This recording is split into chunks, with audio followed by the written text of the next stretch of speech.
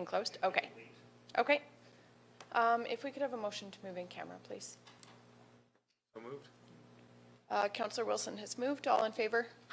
Motion is carried. With Stevens. So my apologies to the camera. Motion was carried. I'll move that staff bring back an RFP for a development consultant for the Gleason areas. There's a motion on the floor. Any questions or discussion? All in favor? Motion is carried. We have a 2 o'clock appointment regarding Symbiotic Envirotech. We have an is it Huckulak? Huckulak. Awesome. Welcome. If you can just push the largest button at the bottom there and introduce yourself. Thank you. Elizabeth Huckulak. And I know that there are a couple in the room here, but many new faces, and I think we did meet out at our launch a year ago in March in Rosebud.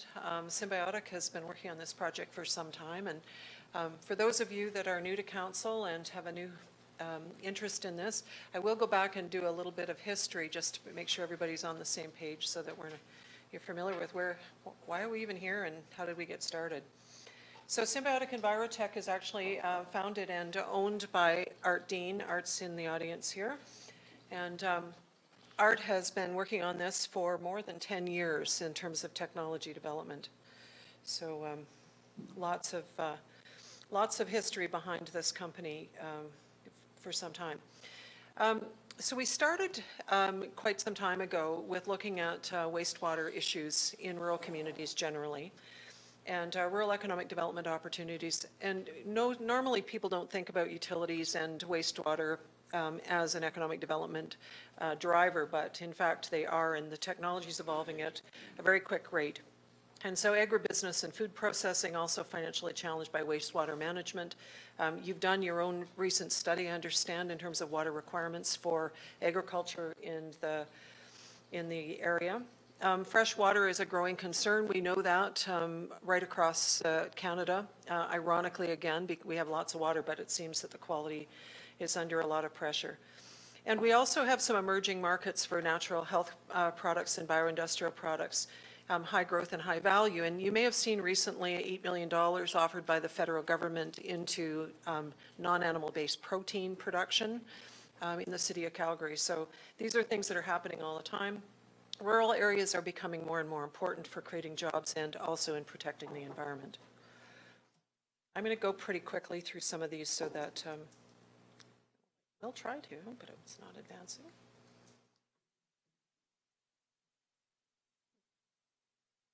Oh, here we are. So one of the things we wanted to be aware of is this in rural communities evolving as they are, and the technology evolving pretty quickly, that we need to be future-proofing and innovating infrastructure investment. And again, not what a lot of people think of. Normally infrastructure is thought of as a cost, a liability to communities of all kinds. But in reality, there are opportunities with new technology that we can actually convert these into assets and to think of it as an investment. And it means that we have to be thinking a little more differently about looking forward to the future, not building for what our legacy uses are historically been, but anticipating a little bit more about what do we think our future uses are likely to be. Martin Shields, who I know spoke to council not too long ago, he did attend last year at the launch and sent us this note of support, and his recognition both as a former municipal leader as well as involved provincially, that this is something that's quite important to all small rural municipalities. So he's looking anxiously to see how this evolves. So why do we want to innovate in the utility sector? Well, first of all, this infrastructure deficit. You guys know better than I about how much money needs to be spent on water and wastewater and roads and energy in the area to be able to keep up with growing and diversifying demand. Of course, the environment is critical. The demand versus the cost. Do you have a ratepayer base sufficient to be able to cover those massive investment costs? Those are all important questions. And the technology is evolving.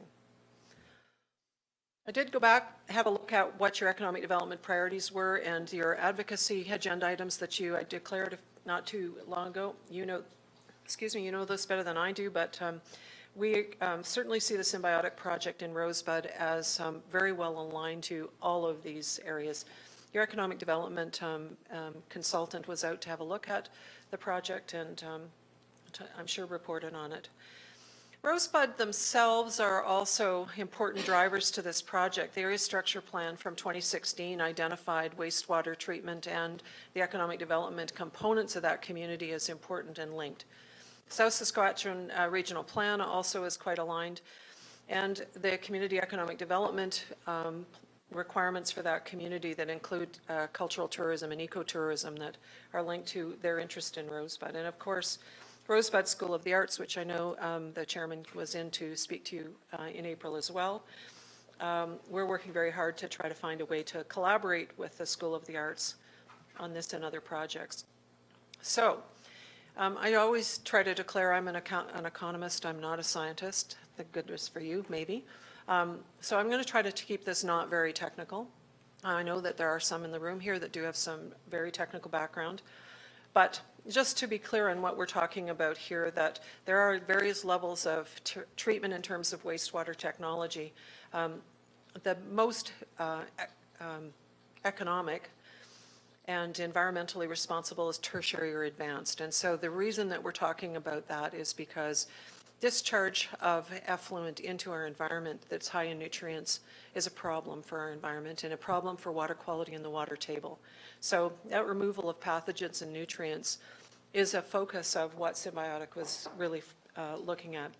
We can certainly do lower level by regulations because of the small populations, but that's not going to get the communities for today or in the future the kind of treatment system that is required.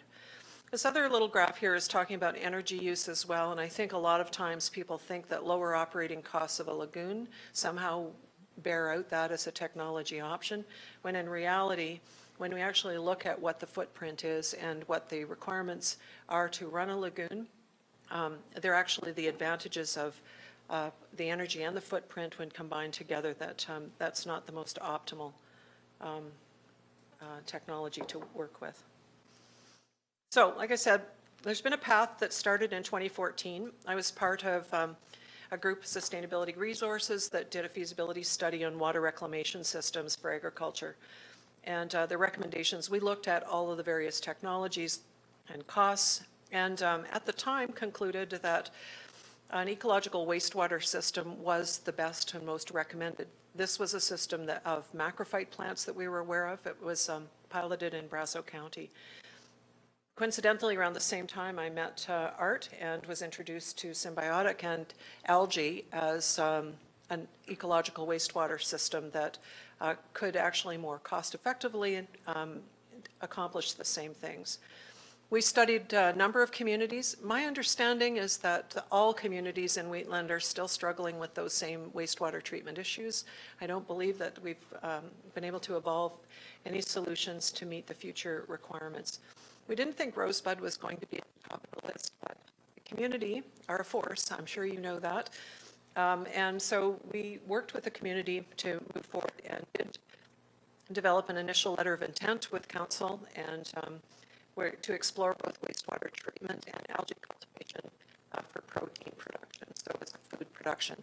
I want to be absolutely clear, we're not talking about using sewage or wastewater to produce protein. These are two very separate processes, but the science is the same. We did try to understand how Alberta Environment thinks. I don't think anybody really knows that.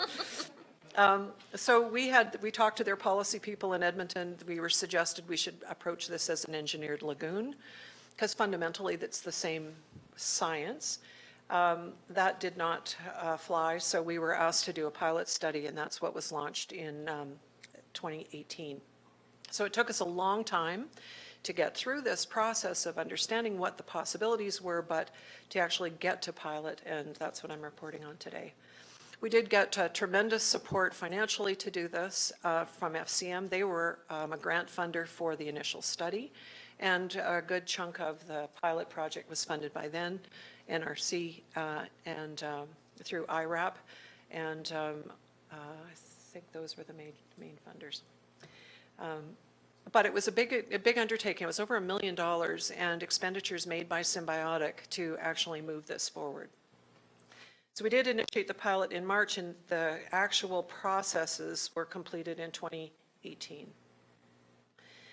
I'm not going to go through this in much detail unless anybody wants to talk to me after, but essentially what we're talking about is a technology that grows algae like any other plant using nutrients that's in the water.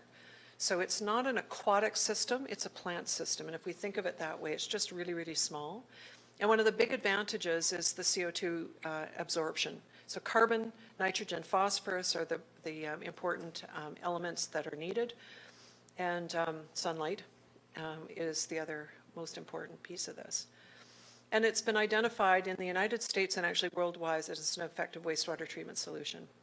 And the bonus is that we can produce biomass that can be converted into other products and actually generate revenue to offset operating costs.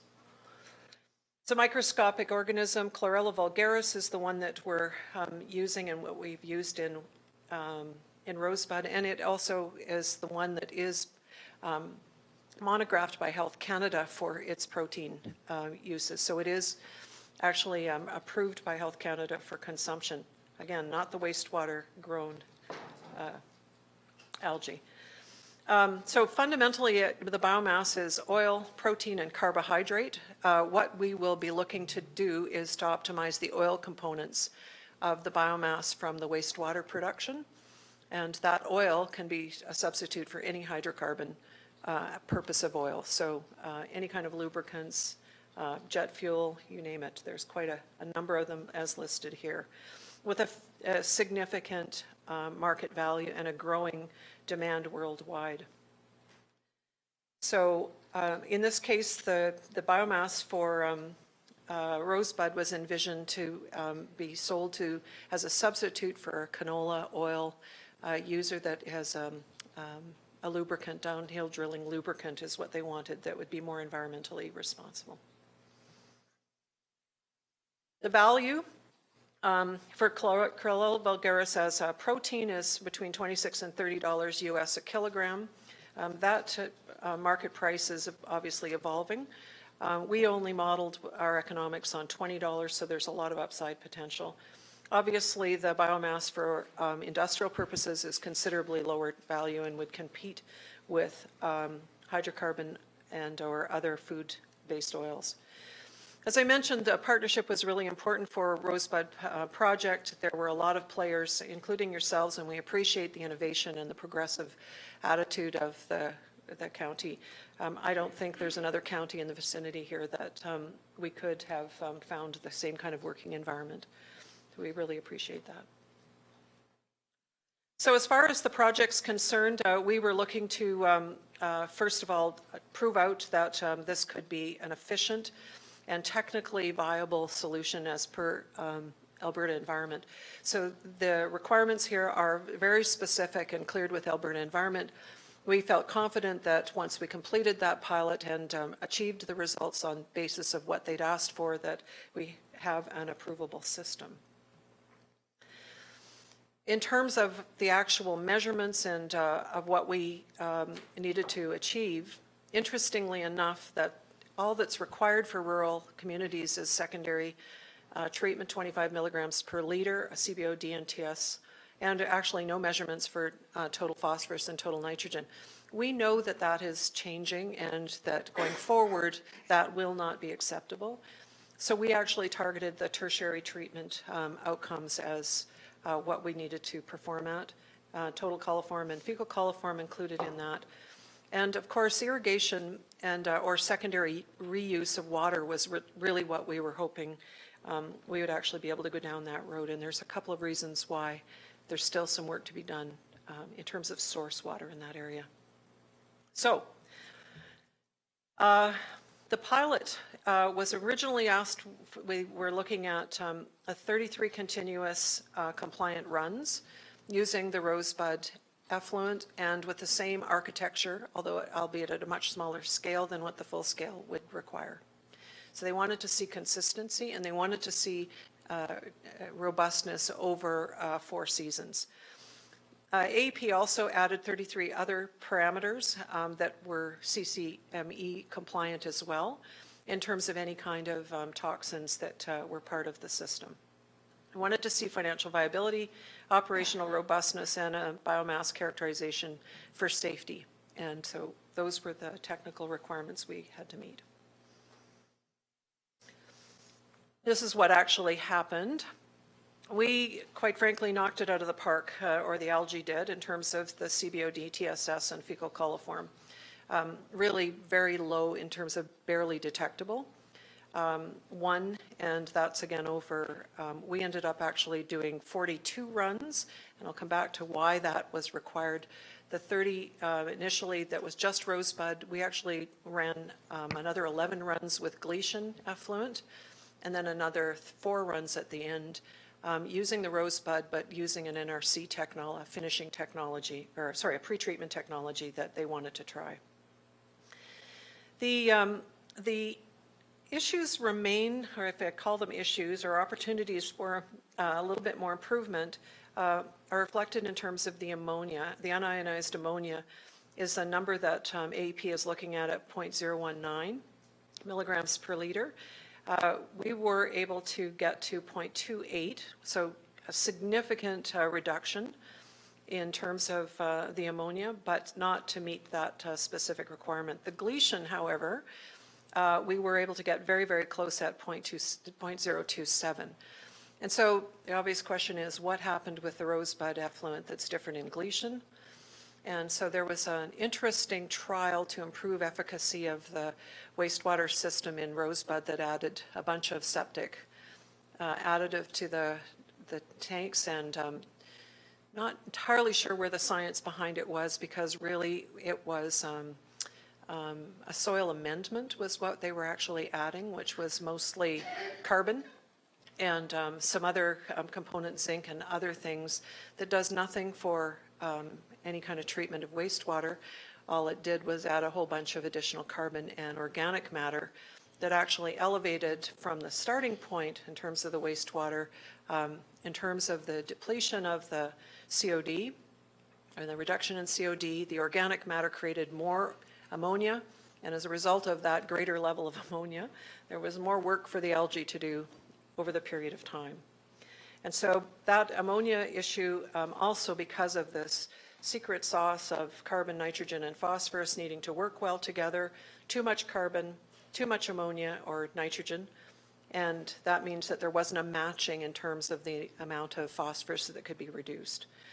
The Gleason results were, as I said, were phenomenally better and reflected a more typical wastewater, and so we do understand how that works, and we know what to do with that to reach the target of 0 going forward. This is just a couple of graphs here that can show you exactly what was happening in terms of each one of those runs. The left side of the graph shows the Rosebud, the nitrogen levels that actually increased, which kind of is almost impossible unless you're adding it. And that additive was what was in that septic additive. And then what the Gleason areas where you can see it drops dramatically in both cases. So the carbon is what is represented here on the right-hand side. So kind of crazy that we could actually see increases in the amount of these elements over the course of the trials themselves. And I will say that even our NRC science guys were a bit baffled by that. In terms of operational robustness, the fact that we had late approval from AEP, we didn't actually get deployed until January, or we were trying to do the installation in December and January. I'm not sure if you remember that January of 2018, but we got to just about minus 40 degrees. So talk about a challenge for a system. We hit everything. Then, of course, it evolved into a nice flooding early in the spring. So 100-year floods of the Rosebud River didn't seem to affect anything.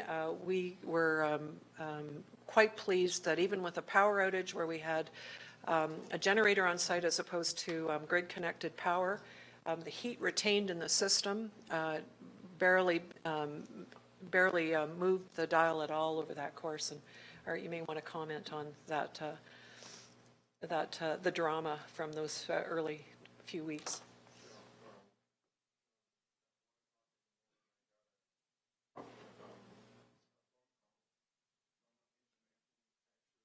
Station in New Zealand. Went down there on an assignment, and he said, "We seem to have no power." So I hopped in my truck, drove out there. On the dash, it was saying that it was minus 38. And got there, power was out. Turned out that the generator, the crankcase breather, froze up, created crankcase pressure, blew the dipstick out, pumped all the oil out, the thing shut down. 7 hours later, we got things going again, and it was fine. Thank you. Yeah. Through the process, we had a couple of minor configuration changes that we discovered we needed to do. Very minor, but just improve the efficiency. Automation and controls, as Art said, were very important. Because of the septic additive and the kinds of information that we needed, we've understood that there's a couple of other probes that we think we would like to add to the system. And we have tightened up the standard operating procedures and the operational risk analysis that will improve the performance and its reliability over time. However, highly reliable, really no issues at all from an operational perspective. In terms of the financial performance, we were overrun on our overall pilot cost by about 10%, largely attributed to the fact that we went from 30 runs to 42, so it's a significant increase. The equipment and installation, we had some challenges with that in terms of cost. That was largely to do with the late season implementation and the weather conditions. A lot more analytical dealing with the septic additive impacts. There was a lot more data analysis required post pilot that we needed to move through. Learned an awful lot more about wastewater treatment than I ever expected I would know. However, all of this offset partially by operating savings. So we were able to operate the pilot way more economically than anticipated. So really, despite some of the things being as much as 30% over, a 10% overage overall in the project wasn't viewed to be that bad. Our yield was lower than projected. I've graphed both of these here to kind of show the difference that we have in terms of the run day. Gleason, in its performance in terms of yield, remembering that this is an organism that doubles, every, 4 to 8 hours, that these kinds of day run charts that we have here is exactly what we expected. You see that the Rosebud was challenged quite a bit by the other materials in the system. So didn't quite get in terms of the yield we want, but we now understand how to deal with that. So bottom line is, as far as the pilot results are concerned, influent nutrient concentration, we knew, right, and we've been saying this all along, knowing what your recipe is in terms of the nutrient balance that's required is critical. The fact that we have too high nitrogen at the outset means that we need to balance out that recipe to ensure that the nitrogen is not too high a concentration by comparison to the carbon and phosphorus. Carbon in particular was much, much higher than expected as well because of the additive. We can manage that combination at the front end. In terms of seasonal storage costs, water reuse is advised. We can use and reuse the water from the process for dilution purposes to help manage that recipe. But ultimately, at the end of the day, this is very clean water, cleaner actually than the source water that is going into the community homes right now, with the exception of sodium. So we know that Rosebud has had a problem with high sodium levels for a very, very long time. We also have identified that its levels of fluoride and cyanide are not toxic levels. I mean, they're not unsafe levels, but they're higher than what would normally be allowed in terms of discharge. So I know that, Glenn, you and I talked a bit about, there's been discussion about source water being piped up from Standard, which is a very expensive proposition. We did make a suggestion in our report that reverse osmosis added to the source water at the wellhead could more cost-effectively address some of those issues and would actually mean, ironically, that the wastewater actually would be lower in sodium and lower in fluoride and cyanide as well. So we think that that as well would make this, it would certainly mean that this effluent or discharge water would actually be eligible for reuse, particularly for irrigation in the area and other uses in terms of agricultural uses in the area. So the final thing was the residual septic additive. It doesn't really matter what kind of a system that you're going to move forward with in Rosebud. This is a problem in the collection system that needs to be addressed, likely to be flushed out, probably pumped out. However, there's a fair amount of, we'll call it, for lack of a better term, calcification. It crystallizes in the pipes and systems, and it may take some work to get that flushed out, to be able to, no matter what kind of a biological system is going to be used, that will be a problem. I would say, I don't know this as a fact, but I would say it may have actually shortened the life of the septic field as well, because I can't imagine that this wasn't gumming up that discharge into the septic field as well. So just to help you along in a decision about what do we do next, so in terms of the wastewater treatment alternatives, this goes back to the 2014 analysis that was done for the county. You know, septic tanks, lagoons, package plants, an ecological wastewater treatment system of some sort, or traditional mechanical systems are all options. With their relative capital costs, obviously the cheapest ones are septic tanks and package plants. A lagoon is not a cheap alternative, and it certainly is not in terms of output. The environmental consequence is not ideal. I should point out that the decimal place, I don't know that there's a $600 million project in Halifax. I think it's $60 million for that population of 110,000. So that's a decimal point place there. And when we rated these, evaluated in terms of the land footprint, effluent quality, scalability, and so on, an ecological wastewater treatment system obviously was one of the ones to consider as the highest ranked, along with a package plant. The package plants themselves still, though, do not deal with nutrient discharge. So you still have nitrogen and phosphorus that you're going to have to deal with. So we're here really to make a proposal for your consideration, which is to move forward with Rosebud. The options that we see that you have on the table is a lagoon with Symbiotics nutrient removal. Option 3 would be a Symbiotics system in and of itself, county owned and operated. This is kind of where we got to prior to the pilot. That was what we had been discussing. Option 4 is Symbiotic county owned with county owned equipment with a lease and operate contract with Symbiotic. And 5 would be Symbiotic county lease land, Symbiotic own and operate the facility, sort of more a little bit like an EPCOR situation. And I think in terms of the decision criteria that as a consultant I would recommend is, first of all, your capital cost is the single biggest consideration. What is it going to cost? What are the operating costs going to be over the life of the system? What are the operating risks? What's the probability that you're going to have a problem with whatever system you decide on? Your environmental performance risk. You know, this one, I can't emphasize it enough that we know that we've got ongoing and growing problems with environmental water contamination.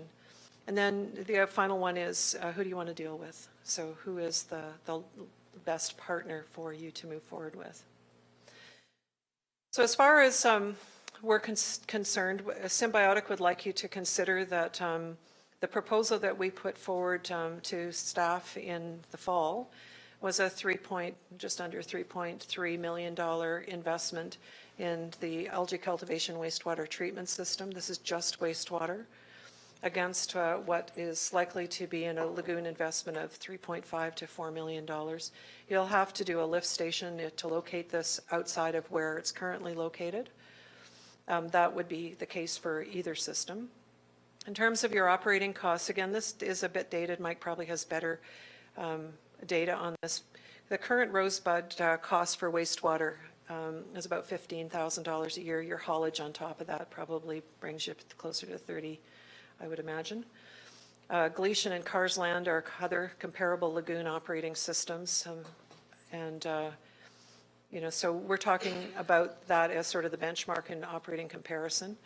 The Symbiotic lease and operate recommendation, which was number 4, would see you paying $23 or just about $24,000 a year based on a $2.5 per cubic meter cost of processing. And then depending on who owns the equipment, either a lease cost or if you're able to secure funding for grant funding or Government of Alberta funding, that would be able to offset those lease costs. Or if Symbiotic owns it, you'd be paying us for the use of the equipment. So in terms of that recommendation, number 4 laid out the pros and cons. Optimal environmental solution is really the ecological wastewater system is the obvious one. Mechanical systems can clearly compete a little bit on this level, but certainly not for the cost. And there still are discharge issues in terms of even mechanical systems for nutrient finishing is required. Lower capital costs starting up. Because of the innovation, the Government of Alberta and FCM financing is available. There's capital and grant funding available through FCM for this project. They're quite keen to hear that you're interested in making that application. The county would own the asset. You'd have an operating risk transferred to an operator, and you've got revenue offset with the biomass with no market risk on that biomass. The cons, contingent liability for the operating risk. I mean, you always will be there no matter who you're contracted with. We know the municipalities ultimately hold that risk. There is innovation risk. This is new technology, although not as new as you might think. It is being used more frequently around the world, U.S. in particular. It's not a clear exit. Obviously, at the end of the term, 20 years, 25, 30 years down the road, you'd have to decide how to wrap that up or extend. You obviously are going to have some op cost inflation over time, but that kind of relates to really any technology. And the opportunity cost of foregone revenue is one of the cons. So you go to a traditional system, there is no revenue offsite ever. So I took the liberty of putting a couple of motions for consideration to try to direct a conversation going forward. And so what we're actually looking for here today is to submit an application to AEP. Ultimately, they still have to approve, even if you wanted to move forward with this tomorrow. We need to continue to work with staff to update the letter of intent that preceded the pilot, to work on the purchase and operating agreement, depending on which model they wanted to move forward with, and to collaborate on the financing through the Government of Alberta and FCM to pay for the system. So I think I'll stop there. Entertain Thank you, questions. Elizabeth. Does anybody have any questions? One, or maybe more. The $3.5 million, did that include underground storage of the water? Yep. So if we decided not to do underground storage, we went with a lagoon, or I'm just thinking with a lagoon, we could get more grant money. Right. So the only comment I would make about a lagoon, or let's say a reservoir for storage, is that as soon as you expose that treated water to the environment, it is vulnerable for additional contamination in terms of discharge into the environment in the future, or even its use for or reuse purposes, that it becomes uncontrolled environment. Okay. So that's one of the reasons we've recommended the in-ground storage, is that then we're preserving the quality of that water for whatever use or discharge to the environment at the appropriate time. So if it was stored underwater and that water was used for irrigating, would it be food grade? For irrigating radishes and onions, that would be permissible, or do we have to irrigate non-food? Not in the current policy with Alberta Environment, is that there is a water reuse work being done, as you, I'm sure know. This is still viewed as septic source water. So it's not for food purposes, but absolutely could be used for other non-edible crops. And we've always advocated for Rosebud to consider a greenhouse for growth of other types of non-edible products. And that would be the logical use for this, for sure. Like bedding out plants and Yep. horticulture? On any horticultural and lots, I mean, there's lots of interesting things being done in the natural health products area as well. So for cosmetics as an example. Okay. Any other questions for Elizabeth? Thank you for your presentation. We just have another matter that we need to address, so I'm going to just ask council to consider discussing our options with Rosebud wastewater following our next appointment. We accept his. Thank you. Okay, Thank you so much. no problem. Thanks, All in Elizabeth. favor of it? Yeah, we really appreciate you coming and the information. Thank you. Sorry, just to be clear then. We are, it may be later today, but it's going to just depend on our agenda. Thank you for coming, Elizabeth. All in favor for accepting for information? Motion is carried. We do have representatives from legal, and I would consider a motion to move in camera. Councillor Clausen has moved to go in camera. We can go in there, yeah. All in favor of going in camera? Motion carried. We're actually just going to go into our, I would like a motion to move out of camera. I'll move. Deputy Reeve Custer has moved. All in favor? Motion is carried. So we have a 3 o'clock appointment with some ratepayers regarding their group NAP. And I would just like to ask administration if there's any updates. Yes, there is.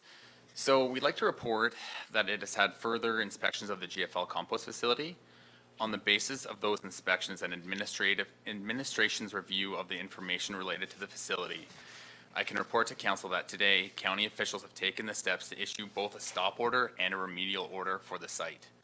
Until further notice, GFL will not be permitted to accept any further feedstock on site, and further must clean up the feedstock already on site within 90 days. Thank you. Are there any questions?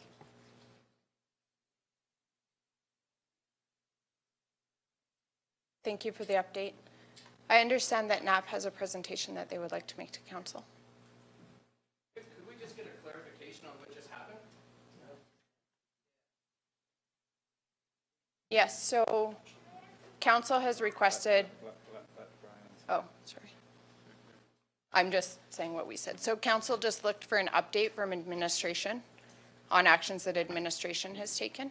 Brian, do you want to reiterate?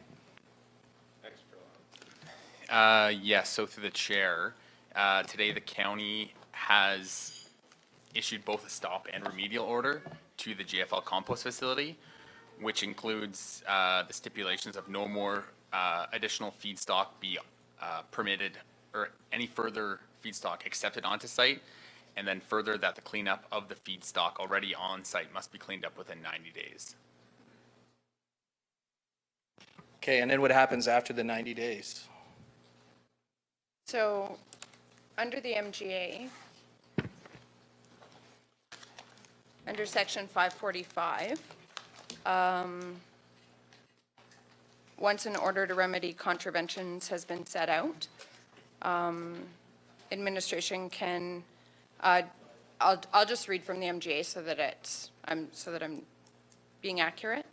The MGA directs that the order may direct a person to take any action or measures necessary to remedy the contravention of the enactment or bylaw, including the removal or demolition of a structure that has been erected or placed in contravention of a bylaw, and if necessary, to prevent reoccurrence of the contravention. The order may state a time within which the person must comply with the directions. State that if the person does not comply, and this is more directly in reference to your question, state that if the person does not comply with the directions within the specified time, the municipality will take the action or measure at the expense of the person. So then it would become our responsibility to carry out the Okay. order. Well, that's a positive move, step ahead, that's for sure. We've been waiting that for a long time. We've been here way too many times, and that's positive news. But I still think we have to go through with our presentation today to show you why we're here. Yeah. And I would just like to take this time to say thank you for council giving NAP this time today. And I'd like to thank everybody here for their support. This PowerPoint that we're putting together here are the minutes from your own videos and your own meetings that we've had with you guys in the last 2+ years. This has been a horrific nightmare. I ask that each one of you councilors listen closely to what this PowerPoint consists of. It's a short review of what we've discussed and what's been recorded in your own minutes. This is just the highlights of hours and hours of residents begging for help with this horrific problem. The county has openly stated that they failed to set up proper development permits and protect the public and residents from this site from hell. I want you to ask yourselves, has the county done everything and anything they could do to protect these residents? NAP has compiled over 6 inches of paperwork on this file and has been ready to share this with the county. NAP had spent hundreds of hours working on this to help support the county on what we could have to, and I don't know what we've done. Sorry, I'm a little nervous. NAP has spent hundreds of hours working to help support the county on this so that we have a quality of life that we deserve. Your decision today, whether this file will be used to help you support the decision and do the right thing, or it'll be used to start a legal action against the County of Wheatland. NAP will be starting a legal action suit for restitution of property values that have decreased. Thank you. Vodka?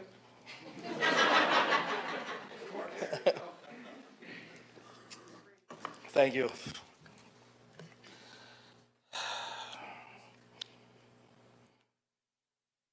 No resident, sorry, there's a 5-mile radius that we've been put on us for GFL's emergency response plan. No resident here wanted to be in that plan. We will also be asking if it goes to court for the loss of our quality of life. Who knows what that could amount to? Because our quality of life has been affected for years. There are hours and hours of more video that could be used to support our legal action. Please consider this. Now we'll start the short video if that's all right. You just have to hit play.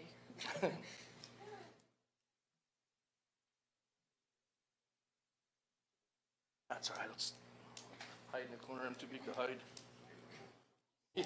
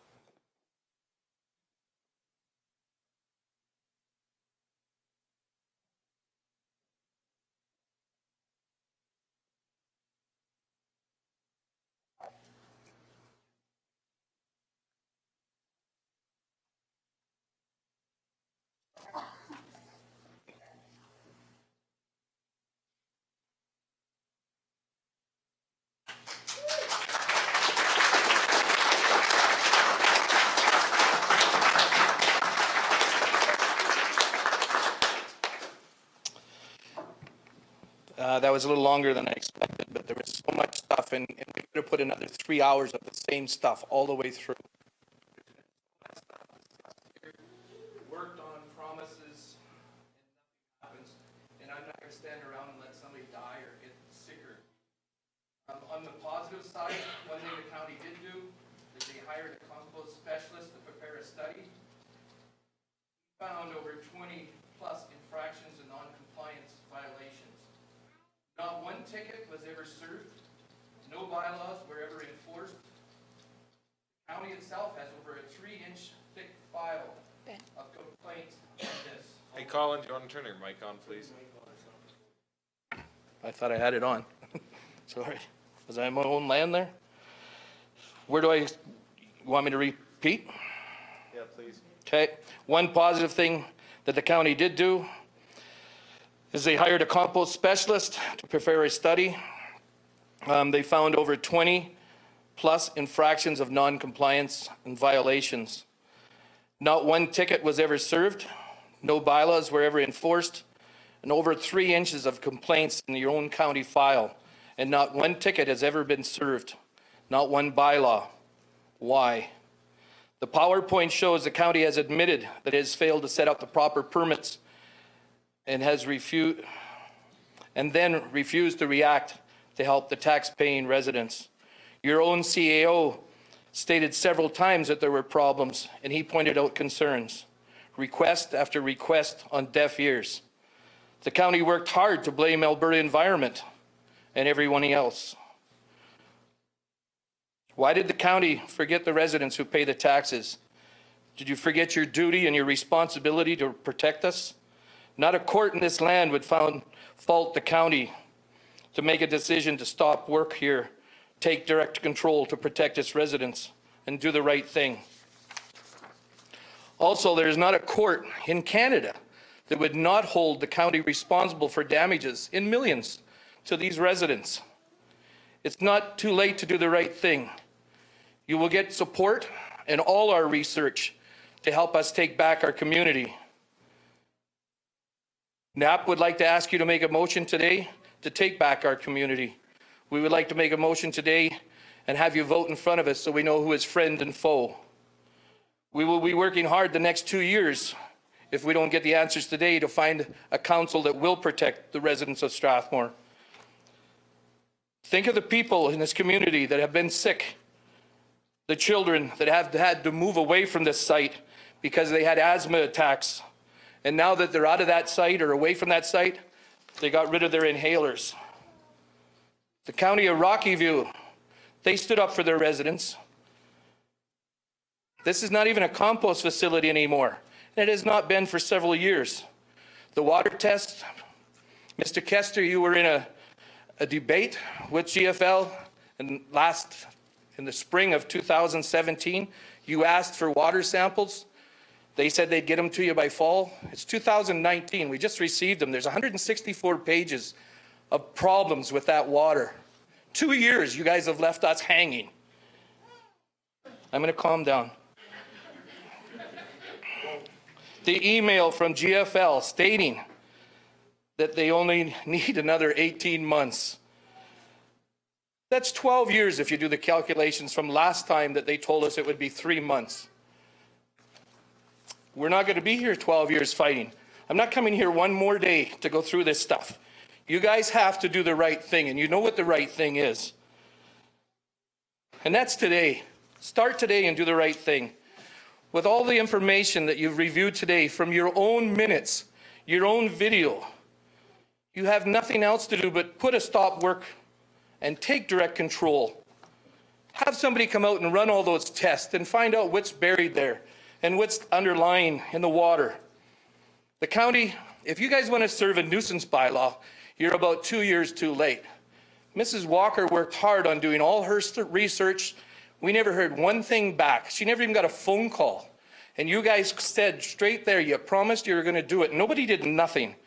Don't serve these people with a nuisance bylaw now. Do the right thing, stop it, take control, and start doing your responsibilities. Please do the right thing. It's time. Thank you.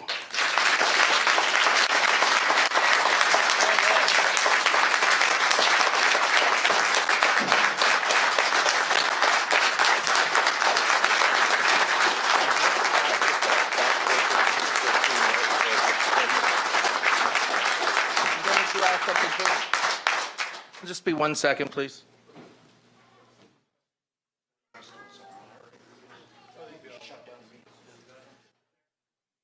So the questions have come, and it's the same questions I have. What you're doing today, I don't quite understand it completely. We haven't had time to digest it, but are they done until they prove that they're safe? Like the 90 days, are they done working in there tomorrow? Like they can't go in there tomorrow? So if I can just make a couple of prefacing comments and then legal counsel will answer questions. Just in response to your note about council voting on this. I apologize. So in response to your question about council voting on this, this isn't an action of council. Both a remedial order and a stop order under the MGA are put into action by administration, by the Development Authority, and by a designated officer of the county. So administration is taking those actions.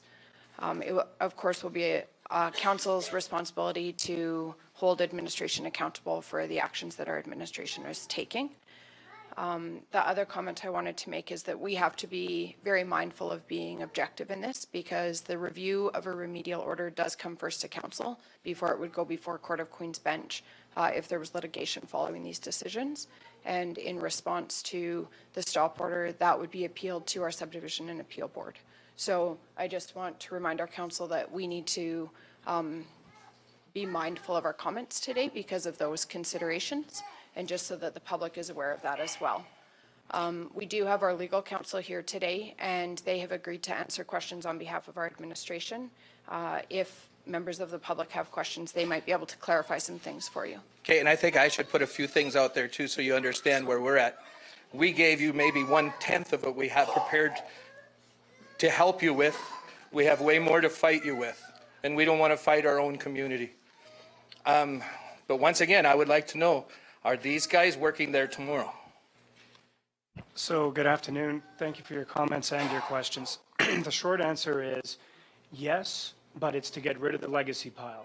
Sir, the legacy pile is 18 more months. No, they under the two orders, just to clarify for everyone present today, what the orders that have been or being served by the county, what they have the effect of is two things.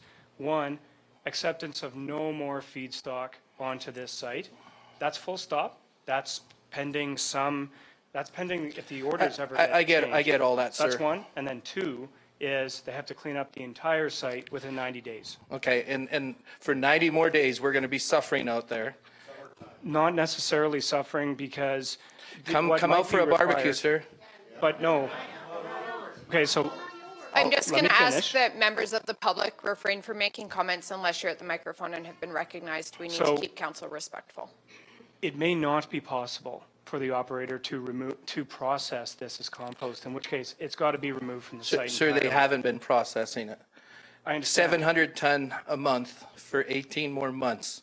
And how are you expecting them to get it done in their own email that they sent out in their 700 ton in 18 months? Tell me how you're going to get it in 9 months or in 90 days. So the answer to that is removal. So when are you going to start removing it? So the county does not wish to incur the cost at this time of removing. Alberta Environment has a bond in place that they had to have a surety bond in place in order to have that protected. Alberta Environment is light on that bond, very light, but we don't want these people out there processing one more bit until you guys find that we're safe. If you're not going to go out there and have somebody check and make sure my kids, my grandkids, all my friends, all my relatives are safe, tomorrow morning there will be another one, and we serve you guys notice that we're suing you. That's Okay. the only thing that we'll take. Okay, and that is to be avoided if at all possible. So Then they I don't work there welcome- tomorrow, and you guys hire another company to come in and start composting it. A third party, no more of this, people. Well, and I think what you need to, it's up to GFL to actually achieve the county's orders outcomes. So they've got to either remove it to a landfill or process it. If they don't do that. Sir, they can't process it. We've already run into that. That's why it's been all these years. They can't process it. Mr. Huckstead, I'd just like to remind you that we don't control the operations of a private corporation. We have municipal responsibilities. Okay. I don't know. Maybe we're done talking then, Amber. I'm not sure where we're going here. We were crystal clear the other day. The only thing we would take is they shut down tomorrow. Crystal clear. We met with your administration. The nuisance that you're serving and stuff, the 90-day cleanup order is not sufficient. There's hazardous material here, sir. These people have been dealing with this for too long. You just watched the video. Were you here for the whole video? I Or did you was. come in halftime? I was for, at least regarding the You hazardous substances. should have probably been here the whole time and seen the false promises that the county has made to us that they're going to look after us. And that hasn't, well, at landfill, he said. But we need to have this reaction now. Stop it tomorrow. Put a sign out there and all you have to do is have a third party come in and look at it. And if they say it's safe for them to continue processing, we'll probably let that happen. But if they, excuse me, if they don't, if a third party doesn't say we're okay, a third party says we're okay, then we'll sit back and we'll wait the 90 days. But until there's a third party that comes out there and says these residents are safe, you bring your babies out to my area and let them camp out there for the 90 days, you wouldn't do it, sir. I understand, and I agree that that would not happen. Okay, so let's get a third party. Let's put a stop work permit on it.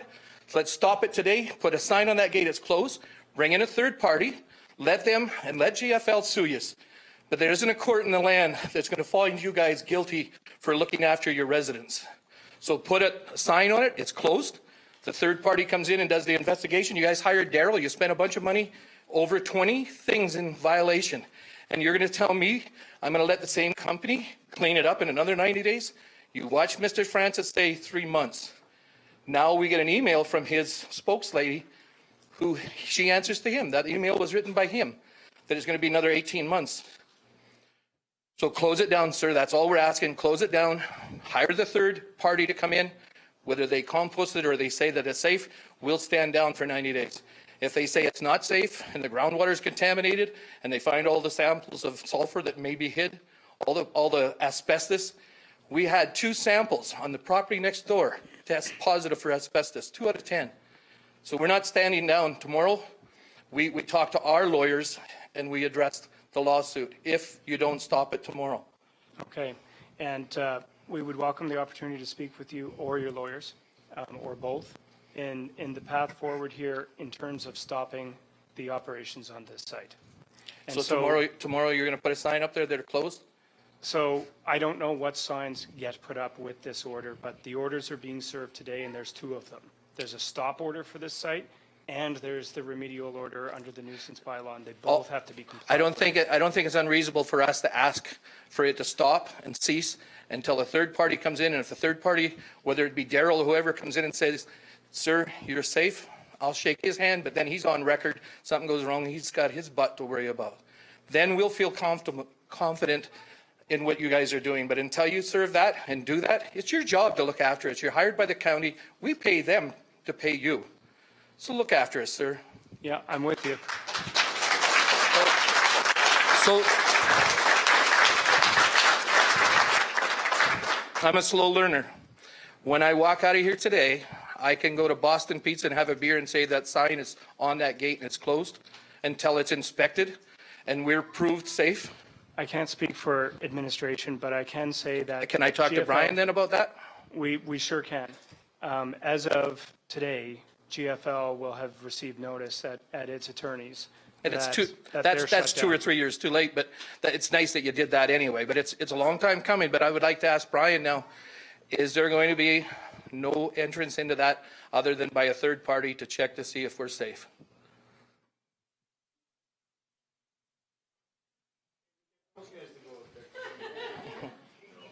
And I don't think we're out of line to ask that, Brian. So as for the third-party testing, it's not something we have.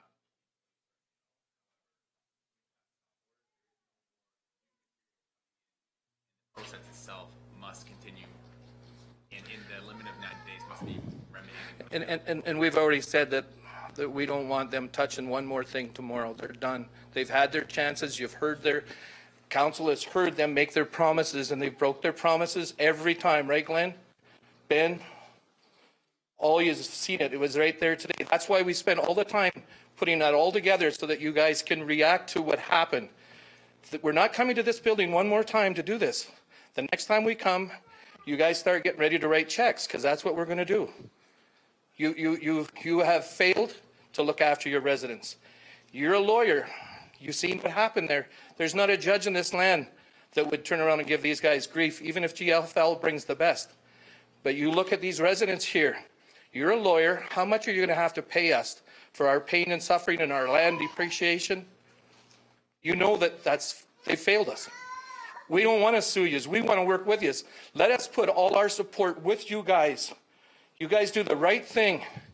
And like I said, if you don't do the right thing, 2 years from now, we'll have a new council that'll do the right thing.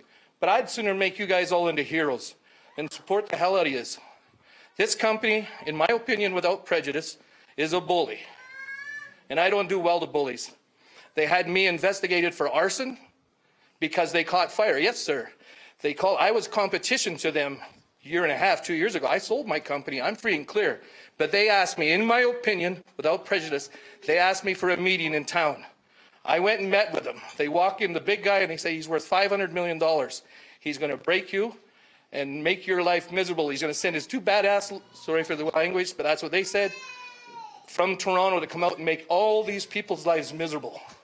I don't do well with bullying.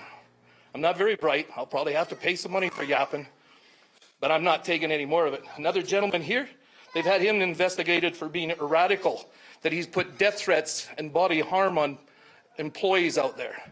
The two vocal guys, they try to quieten us down, serve me a cease and desist, that they're going to sue me. Sue me now, I'm done. I don't have a competition with them. I'm not competing against them. I'm retired, trying to build a dream home for my wife out on a piece of land that we bought and raised our kids and grandkids. But we can't build in that zone. So now you understand where we're at and why we're not stepping back. And don't bring us back here to do this, because we're just serving you. You're getting sued. And we'll start at 20 million and we'll see what judges, and all, by the way, you guys all just became a little bit richer. Because if the county makes us do that, that's what's happening. You're all going to get a big fat check. It might take a few years, but you'll get it. Well, and speaking for the county, sir, I'm hoping that's not going to be necessary. We want to work with you. I appreciate, I've heard a bunch of words of wisdom here, really. Many of them can actually assist the county as well as yourselves. The county has a record of complaints related to the site. I would welcome the opportunity to really talk with you and see what observations you've made over the years that are... We have 6 inches of file. Right. And you can go through your videos. We've seen 10%. I think the county would welcome the opportunity to get the other 90%. Reason why? I do think that GFL is not going to take this line down, and a united front would be of value. And we can't give it to you until we find out if you're on our side, or your friend or foe. So if you put that sign up there tomorrow, then you're our friend, and well, I'll back you till I get the nosebleed. And that's who we are. That's what this community is built like. We stick up for each other, but we've been bullied for a long time. And we wanted to work. Mr. Kester, when you were the Reeve, I phoned you several times and I said, we can either do a few things here. We can sue you, the landowner, GFL and all that. That's too big a fight for us. Let's work together and get the ones we need. And you said, yes, sir.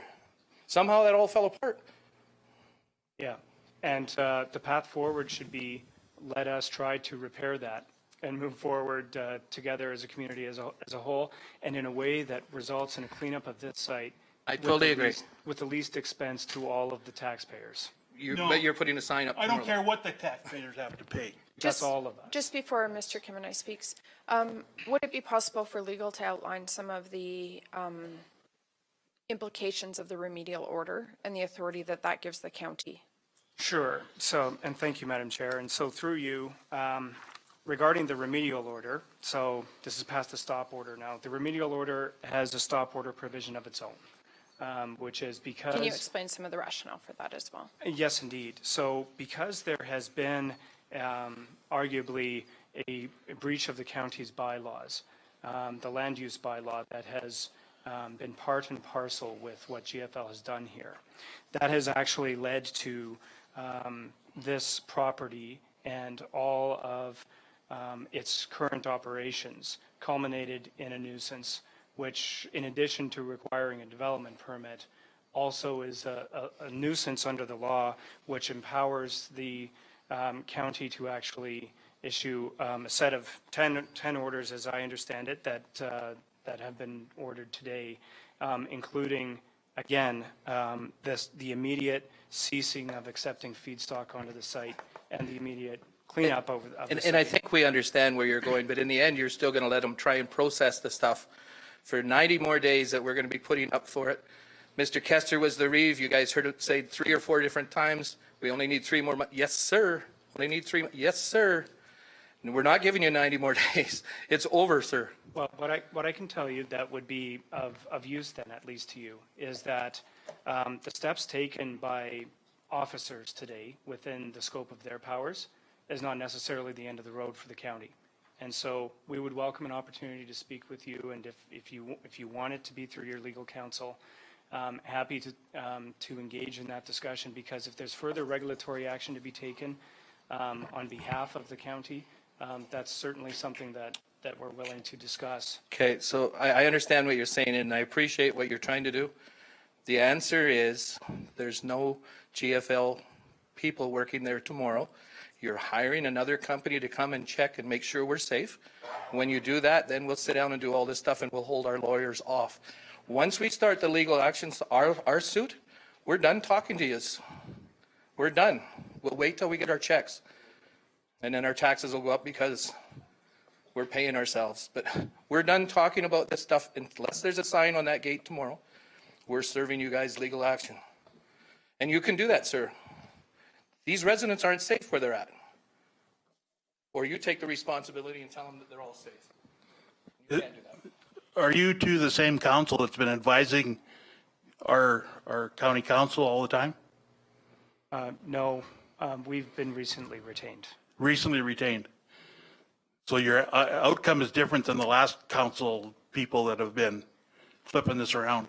Yes, we can't say what that legal November. advice is because it would breach a privilege that the county does not want to breach.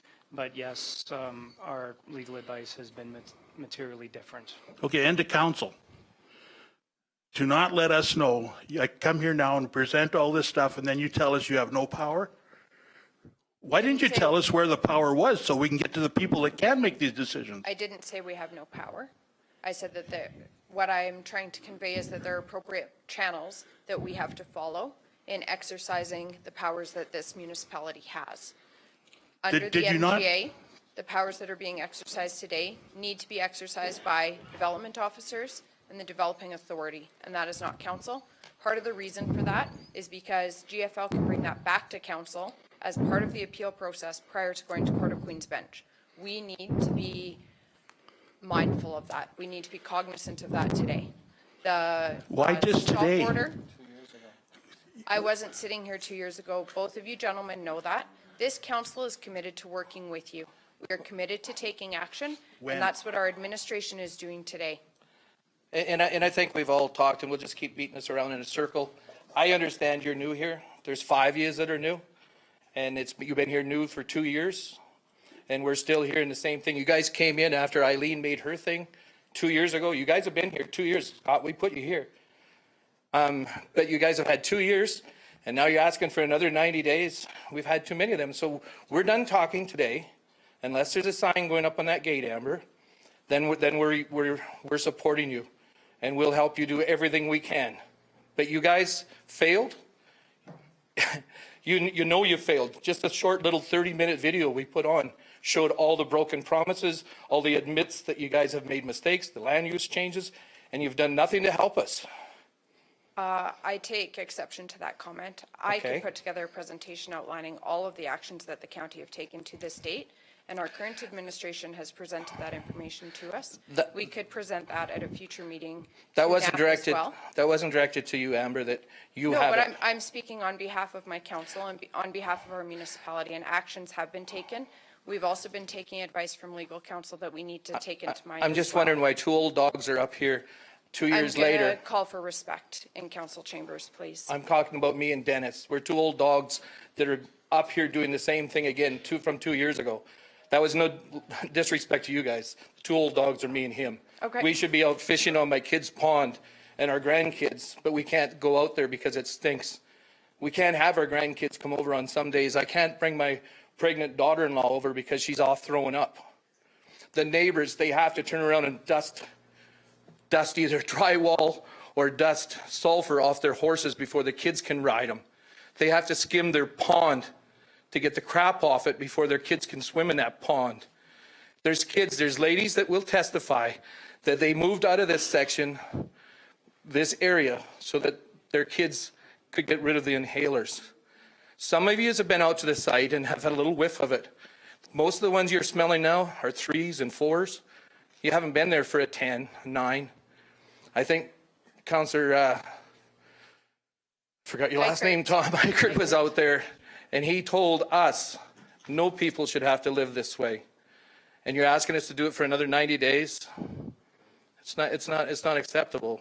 You guys knew what we were coming here for. We let you know ahead of it.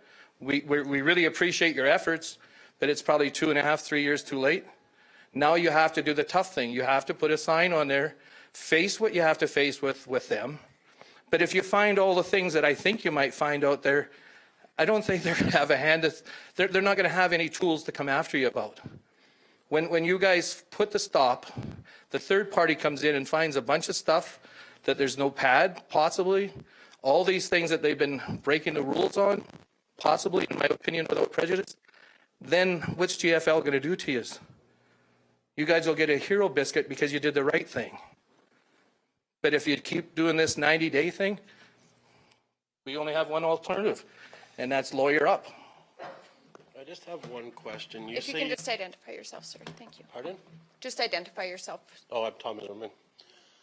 Just one question. You say you're going to stop them from taking feedstock, right? Is that the only thing you're blocking? Because they bring a lot of other stuff too. So you might get screwed on that because they'll just bring in the other stuff. It's a great question. And so what is stopped by the stop order is the receipt of any feedstock or any other organic material of any kind. But what about the drywall garbage and stuff they're bringing in? That They would can still qualify. bring that in, can't they? No, it's organic. They can't. Okay. Drywall with asbestos shipped from British Columbia is not organic. So I'm I just, run a compost facility. I took the training all over the place. Drywall is not part of our organic stuff. You don't compost drywall. And part of the orders today are to cease the storage of waste on site. And so drywall with asbestos or other contaminants of concern would almost certainly be waste. And so they're also captured by the orders. And the sulfur? Sulfur as well. Is Chris going to be out there 24/7 making sure the right stuff is going and stuff? Who's going to monitor? Who's going to make sure when you say those words that they are going to happen? That's the whole thing. We can all say words, but until somebody stands out there and makes it happen, it does not happen. You can take it to any judge or anybody I'm just you want. just excuse me just for a moment. I'm going to just make a motion that council go in camera just for some brief legal consultation if Perfect. council is in favor of that. I'll make the motion. All in favor? Can I have 1 second before, you're going in camera, but I have a couple people here that live next door there. We can hear from other ratepayers. I just want just a moment. They don't of need to legal speak. They counsel. just have to let you know that these guys work at night when you're not watching. Okay, thank you. And now they got a noise problem because they're shooting cannons off, chasing the birds away. So it just continues on. So we have to leave the building, or you guys No, leaving? we will just go into our conference room just for a brief consult with our legal. Councillor Wilson has moved to come out of camera. If everybody can just observe our procedural bylaws and be as quiet and respectful in council chambers as possible. I'm not going to tolerate people speaking from the gallery. If you have comments to make, you need to come to the podium and introduce yourself for our record. All in favor? Sorry. Okay. I was just, sorry, this was way too far. I was just saying that we do have a procedural bylaw in place and we are going to observe it. So I'm going to ask that everybody maintain respectful behavior in council chambers. If you have comments to make, if you can come to the podium and identify yourself for our record. Mr. Jancy, you have some further comments regarding the orders that administration have executed today. I do, and thank you, Madam Chair. And so just so that everyone in the room has an opportunity to know the full context that surrounds the enforcement of these orders. What the orders, and I heard from some earlier words of wisdom up here, which I don't disagree with, that GFL cannot be relied upon by itself to make all of this happen and remediate this site. But in the context of the county's orders, they provide for and allow for third-party environmental consultants to be able to perform their own inspections at this site, in tandem with or separate from county officials. County officials will, of course, have their own powers under this site. But before anything actually gets removed from this site, based on everything that I've heard in today's presentation, is that there's the potential, it appears, for material on this site going onto adjacent properties. So what the county has in mind in terms of its inspection powers under these two orders, the stop order and the remedial order, is to have an environmental consultant come onto this site and actually test all contaminants of concern where they are. I mean, there's a pretty good idea, having seen the footprint of this site, where they are. But test through an independent third-party consultant what needs to be done, when, how fast, is this a removal action plan? What is the fastest way to bring this site into compliance with provincial law and the county's laws, and then act on the basis of that information, which the county would be perfectly happy to share publicly. So that would be part of what is the plan for tomorrow. It would be to have county officials attend on site. The GFL will already have been served with the two orders from the county today. And have county officials attend on site, and as soon as possible, tomorrow if possible, have the third-party independent environmental consultants come on and start advising as to what, in their view, needs to happen to ensure that public safety is met in an organized and orderly removal of the public nuisance that exists in this case. And so in the context of that, other questions were asked about GFL operations generally, in that they've missed the boat. They have not been able to deal with this in a timely way. Why should they have 90 days of operations? And what I would just add is, by way of context, is that the 90 days that are contemplated in the orders can include operations that are not their processing of this feedstock, but actually the hauling away of materials, again, based on the advice of independent environmental consultants, as to what is the removal action plan that should occur for this site. And on the strength of that, actually have GFL pay for the cost of that. However, the county is well attuned, based on the presentation and previous information that's come to the county's attention, that there is actually an emergency condition that results, and the environmental consultant finds contaminants of concern that actually present an imminent danger to human health. Firstly, that would have all sorts of attendant consequences that goes with it, which is, for those hazardous substances, they're going to have to be removed carefully, not just disturbed by trucking all this up into the back of a dump truck and being one of many that's taking this stuff off site. If there's hazardous waste present on site, or either in the legacy pile, in the leachate pond, wherever hazardous waste may actually, in fact, be on this site, it's going to have to have its own removal action plan that is sensitive enough that it's going to have to proceed first. And then the rest of material, especially those where there aren't human health concerns that arise from it in an immediate way, that can be part of the next stage of how our county's order is going to be enforced. And the one other thing that we didn't have context-wise earlier in today's discussion is what the county can do and would do in the orders aren't complied with, it has its own set of legal options that are available to it under the Municipal Government Act and other legislation, the nuisance bylaw, for county to be able to go to the courts and seek enforcement against GFL. All of that is to say, in the context of the demands presented that there needs to be a sign up at the site tomorrow saying GFL is closed, you can't do anything. What county proposes is to have county officers attend the site tomorrow, at least one, to carry out a further inspection, but also to get the independent third-party environmental consultants on there as soon as is practicable. And so that's what's proposed. What the county would hope, and I don't speak for council, but I am legal attorney for the county itself. What the desire of the county would be is to not have needless legal proceedings brought tomorrow. If this is a path forward to work together, the county hopes that it is, and that will be, especially by virtue of resorting to third-party independent inspectors, environmental consultants. If that's a path forward that is acceptable to everybody, then the county administration would look forward to making that happen and starting tomorrow. And it wouldn't end tomorrow, but it would start tomorrow. Thank you, Mr. Madam Chair. Jansi.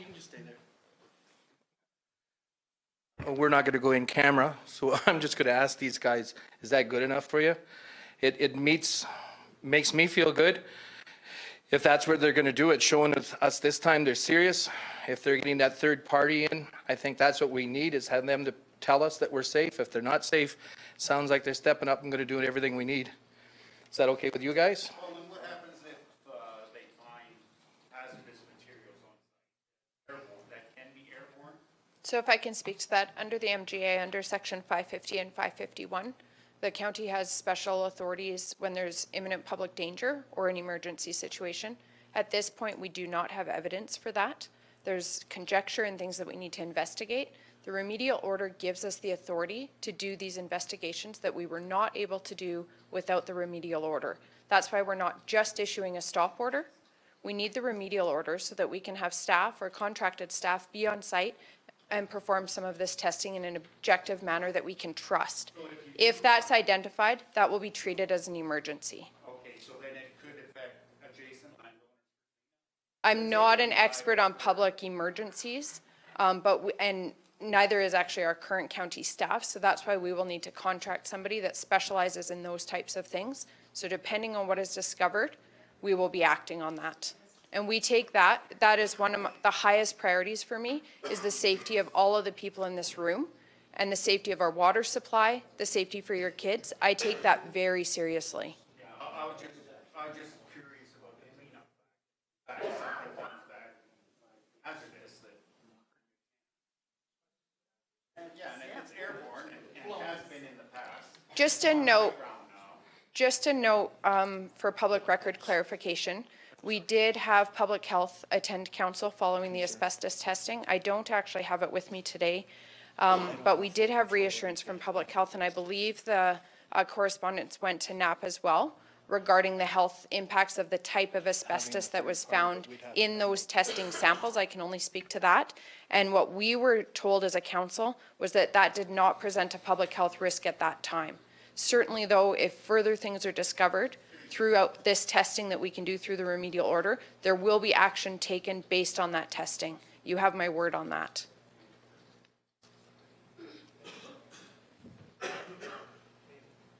If anybody has anything new or further to add, I welcome you to come to the podium and address council. I don't want anybody to feel like they aren't heard today, but I'm just mindful of people's time as well, and we're only about halfway through our agenda today, so. From what I'm picking up from some of our members is they want to make sure that we have lots of communication, that we can hold everybody to task to be doing what they're doing. The water report, we've waited a long time. Have you guys finished analyzing that water report, the 164 pages? I haven't, but we do have staff that are addressing that. And could we get an update from that staff? Because there's some pretty concerning things on those water reports. And they were a long time coming. We asked for them 2 years ago and we just got them. I've gone through it. I found a whole bunch of stuff that I'm not comfortable with. That's why I'm here today. So Mr. Huckstead, in terms of communication, you know that I'm always available. We have a good Yeah. communication set up with our council. We need it more than that, though. We need a couple of our members on with what you guys are doing. Yep. So that we're like the police dogs. You can hire a third party. We've gone a long ways. We're not going to drop this ball here. We now become your support, but we want to put a couple of our members working with you guys so that we're updating completely and everything's out there so we can see. And our administration, I'll just speak on behalf, have made it very clear that they want to work with you. We do consider, obviously, some of you are subject matter experts. We can rely on that. Legal has indicated that they want to work with you as well. As part of these investigations, some information that you guys will have will be important for our administration. The other thing I did want to note that administration shared with us is that they will be pursuing 24-hour monitoring of the site so that we can enforce these orders. That will be a critical part of that.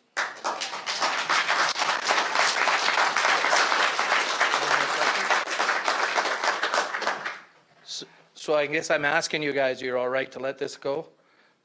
I just want to make sure that we've got someone from the county there. At all time? So it may be a contracted service that is assisting us with it, but we do have that commitment from administration and you have that commitment from our council. Our council also does communicate with Mr. Huckstead and other members of NAP on a regular basis. I am always available by phone call, email, as is your area councillor. Councillor Clausen also, I know, engages in communication with you a lot. Our other councillors have been actively working on this as well. This is an important issue for our council, and our administration has been working really hard to deal with this. I know it's been frustrating for you guys. It's been frustrating for us too. We want to do the right thing. It's not just been frustrating, it's been dangerous for I us know. out there. And you have babies too that you worry about and stuff, so it's just time to do the right thing, guys. Everybody has to stand up and do the right thing. If you made mistakes in the past, let's fix them. Get your permits in order. Like, I know you guys have to try and find a way to get your permits in order so that you guys can have better control, right?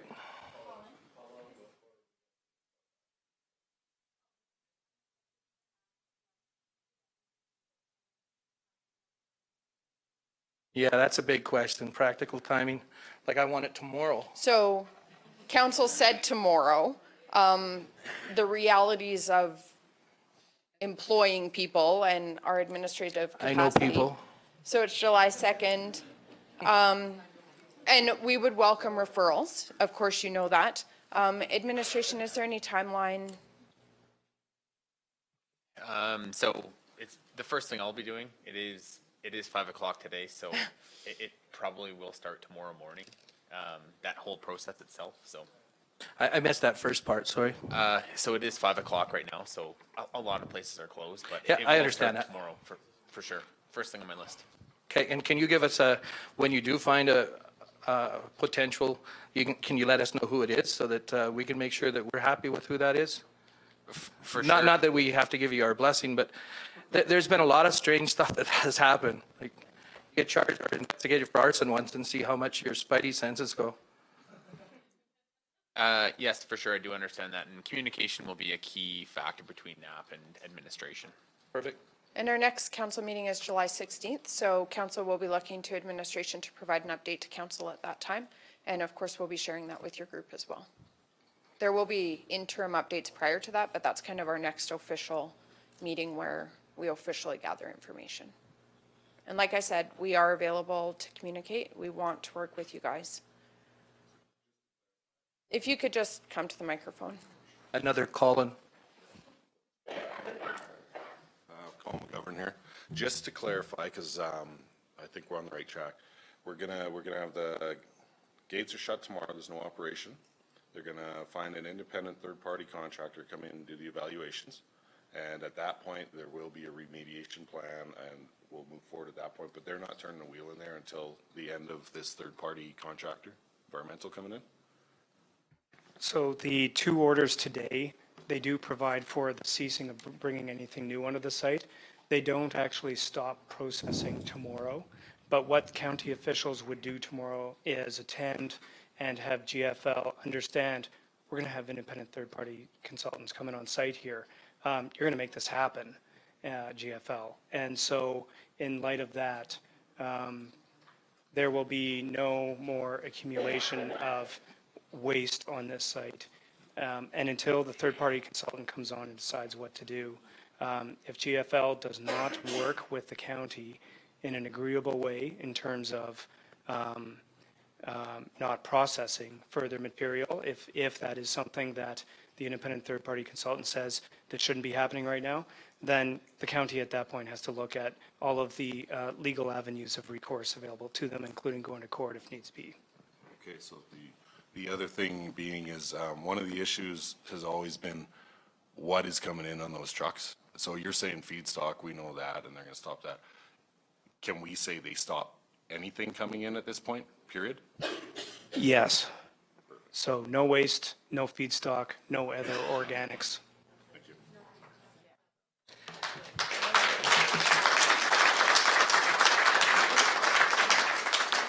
The other problem I have is if you have your staff out there, composting is a science. And in the past, they've taken this council out there for a ride and told them all kinds of things, and they don't have enough knowledge. So that independent has to be here within the next week. Like, has to be here. It has to be here by the end of the week. A lot of stuff can happen, and it's not that the trucks are going to be coming in there with bringing stuff, but where are they taking the stuff and hiding it? You know, there's 2 different times we found stuff hid out into the country, and both were in your zone, Amber. One was just 2 miles from this site, and it was probably 95 times over their limit again on storage. That's what I'm afraid of, is even their trucks coming in there and they're piling the stuff up and getting it out of there before the independent gets hired. Like, I don't think any truck should be leaving the site. Leave it there, because we're not sure. I would like you to add that to the order, because we're not sure what's in that stuff anyway, and they shouldn't be messing with any of it until we're proof safe. So I think they can't bring nothing in, they can't take nothing out until it's inspected. And after we know what they're dealing with, if it's asbestos that's getting in the air and they're trying to haul that stuff out, they brought 40,000 ton of that in from BC. I'm not saying it all had asbestos, but NAP found 2 samples with asbestos on their property. So if we're going to allow them to start trying to process the rest of it, I think it has to stop now, and no bringing stuff out, no taking stuff in my opinion, without prejudice. So they just stop until you get your dependent there. The county can sit out there and make sure that they're not doing nothing coming in or taking out. Because if they're in there messing with that stuff's airborne again, right? So can you do that? Can you put that in the order? So it would be a different order or an amendment to the order that would occur at the earliest tomorrow.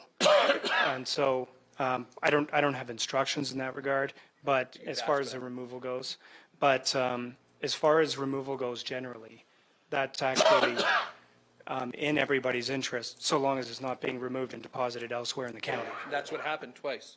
There's 2 instances of that, and you guys are aware of it. Right? Right?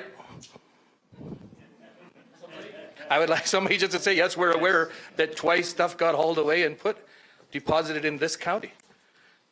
That's why we don't want nothing leaving here. So I do just want to speak to the asbestos. So on October 20th, 2017, AHS Health Inspector Norm Crusoe provided comments to the county regarding the Western Site Technologies Inc. bulk asbestos report from October 10th, 2017, requested by NAP. AHS stated that only one of the 9 soil sample layers tested contained chrysotile asbestos at a low concentration, and no asbestos was detected in the other soil samples.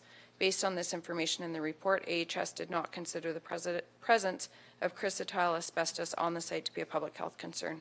So I wanted to clarify that because I didn't have the details. And that was the stuff that was, earlier. sorry, that was the stuff that was blowing onto the Mercer property. Right. And the rest of the stuff was all on their 40,000 ton was on their property. So in terms of the timing to this, what I can say is that our administration has committed to expedite this within all of their power. So our administration will be working on this first thing tomorrow, and we will be expediting the testing. We'll be sharing all of the results with you, and we'll be acting on them accordingly, particularly if any public dangers or an emergency is identified. Perfect. You have that commitment. Thank you. If you can just identify yourself, Mrs. Mercer. Pardon me? If you can just identify yourself for the record. Betty Lou Mercer. Quick question. Will the consultant be somebody chosen and hired and paid for by Wheatland County and not somebody recommended by GFL? Yes, it will be our administration that will be hiring them. I believe in consultation with some of the subject matter experts that are involved in your group. And they will have to be a consultant under the county as per our orders, because the order gives us the capacity to have our staff on site. So, yes. Thank you. You're welcome. Thank you for the question. So, Madam Chair, I'm happy to answer any of the further questions if I can be of assistance. Thank you, Mr. Jancy.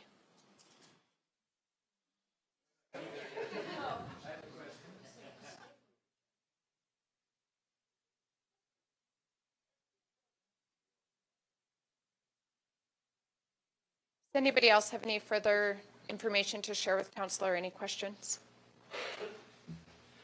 I was requested by an old political dog here for council to make a motion backing administration and the legal team to go ahead with this. We are not going to make a council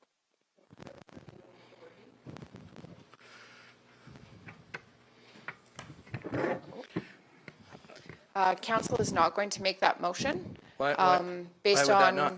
legal advice. This is an administrative decision. And under the MGA, I'll just find the section for you because I don't want to be inaccurate. Under section 547 regarding orders to remedy contraventions of our bylaw. I understand it. It's okay. Okay. My lawyer approached me. There is a strong rationale for council not making, council has made no decisions I today. understand that completely. Okay. And this is in our best interest. It's in all of our best interest. Council is, and just in terms of communication going forward so that we are clear, council must remain objective in this decision because we are the reviewing authority of this order that's being issued by administration. Following review by council, it could be appealed to Court of Queen's Bench. We need to be very careful of our process. In terms of the stop order, that's handled a little bit differently. The appeal kind of procedure for that will first go to the Subdivision Development and Appeal Board, and then it could go to Court of Queen's Bench. And starting today, we're making amends with you guys. We're forgiving you, and we're moving forward to support you. Well, we appreciate that. We want to work together, and I will speak for previous councils and for our administration.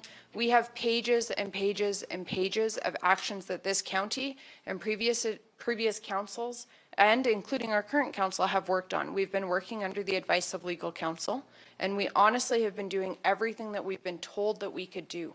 We're just continuing to try and figure out the best way to address these issues for us. And we've been doing the same thing. I appreciate And maybe that. if we join, now we can get stuff to happen. And today is a good move. It's a long time coming, but we're moving forward. I appreciate that. Thank you. And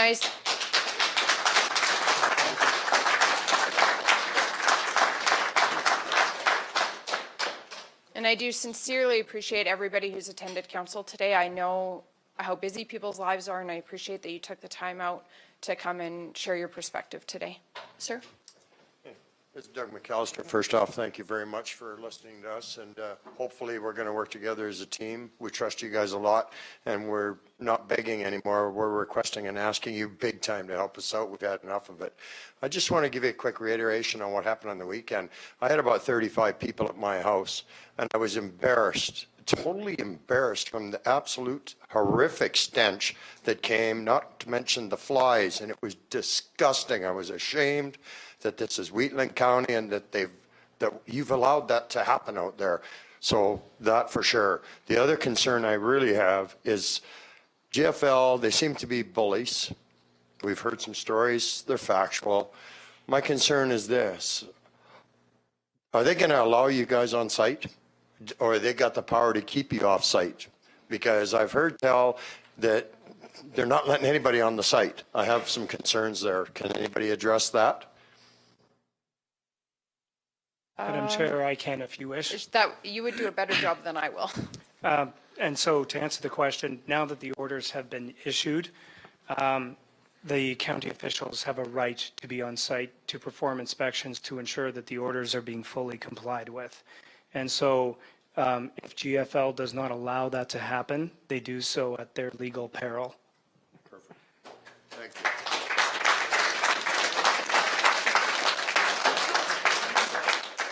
And I know there was some question about the efficacy of issuing a remedial order by our administration. That's one of the kind of authorities that that order gives our administration. So that's why the remedial order was deemed important by our administration, as well as the stop order.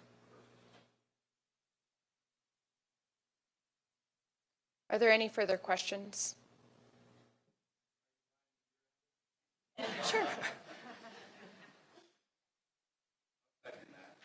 Okay. Well, I thank you all for coming, and you are welcome to stick around for the rest of our council meeting. I guarantee not. We will just break for 5 minutes.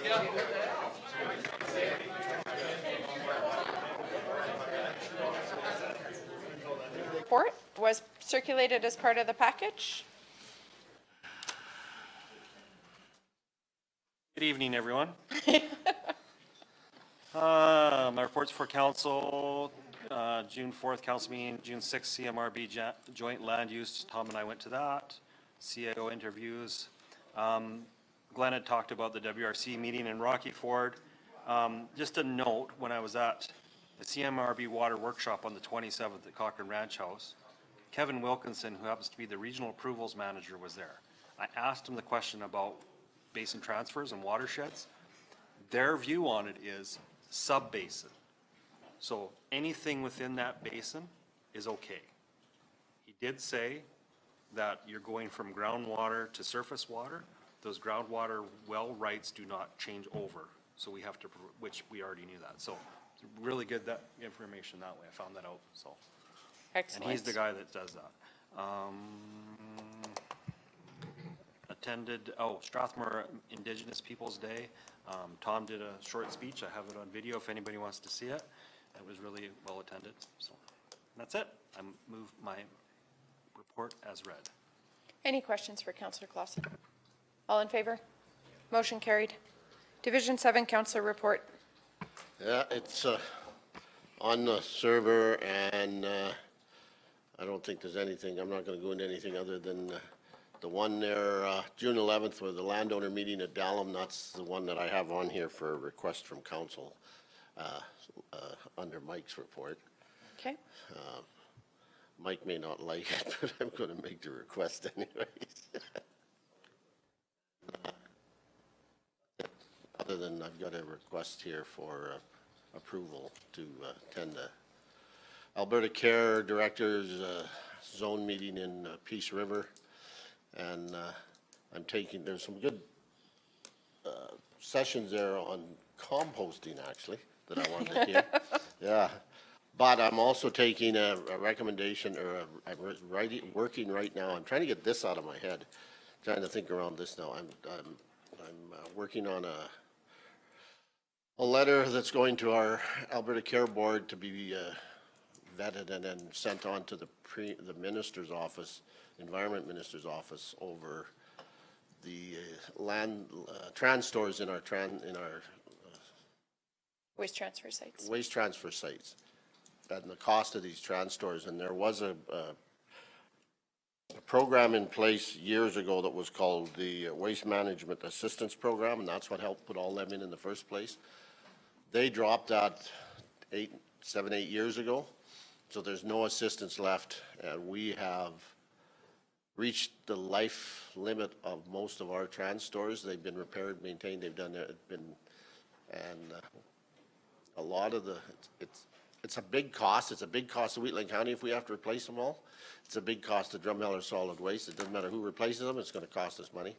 But for areas like the Acmes, the Lindens, the Delias that own their own, there's no way they can put that in. So they either have to do that, or we're going to cover the cost of a hell of a lot of trans stores. They originally went in at $20,000. They're now $130,000 per trans store without any earthwork. And if we're adding new ones like we're talking about out north or over here, those, so we're trying to put something together to send to the minister, and if I can get that together, then I'm thinking of putting a resolution together to take to the fall convention, because it affects every municipality in the province that has to haul to a landfill, so. So a resolution to reinstitute some funding.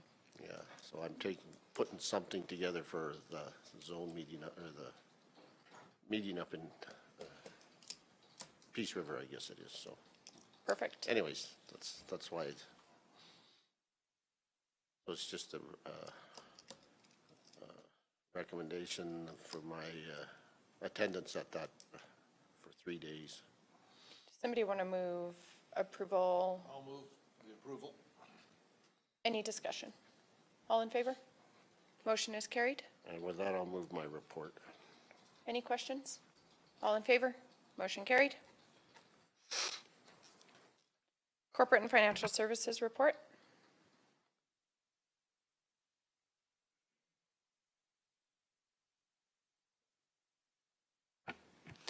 Yes, Council. So on page 59 of your agenda package is the Corporate and Financial Services report.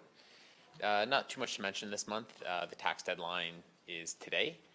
Yeah, that's about it.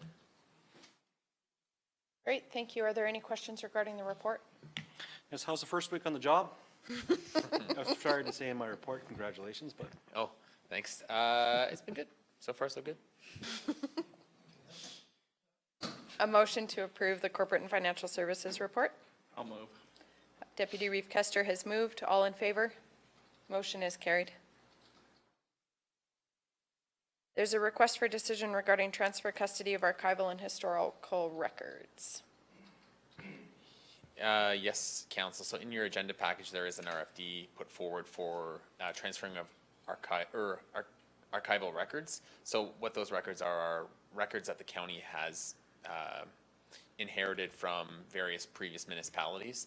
And what we intend to do is transfer them to the Alberta Archives, which is a storage facility that the province runs that has a facility that can store these records and maintain them for us. Staff has indexed those records so we know what we're shipping off. It's just a matter of getting council approval to ship them off.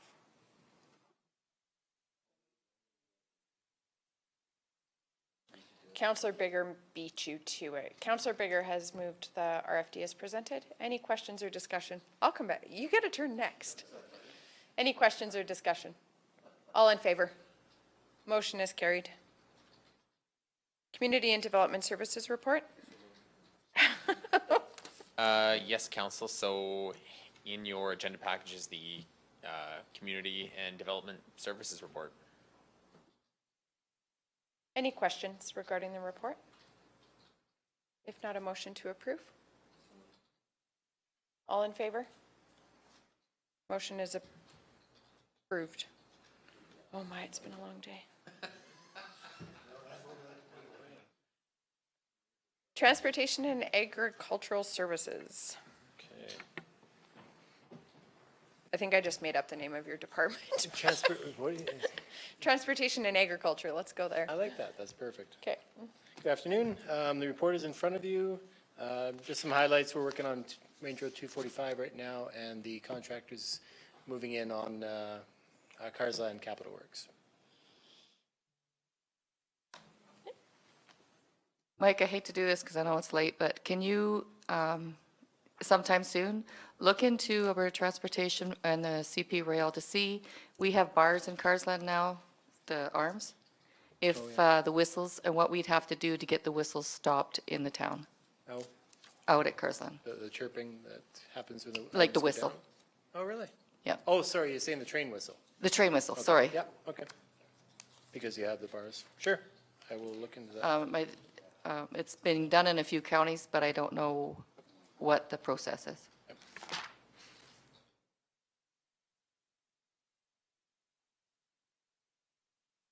Any other questions?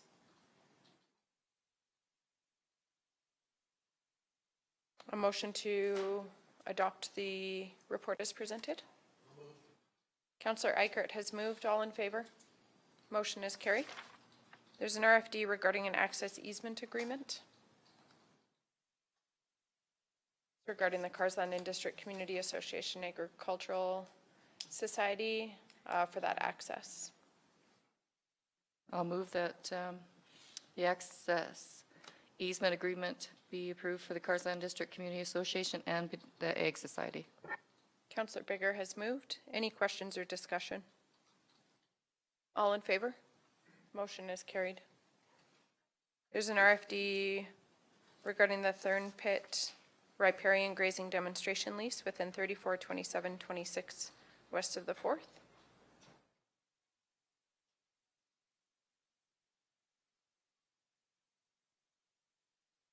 So it's a motion to approve extending the grazing lease. I'll move the recommended action. Deputy Reeve Kester has made the motion. Any questions or discussion? All in favor? Motion is carried. There's an RFD regarding oil dust control reapplication change in the rate.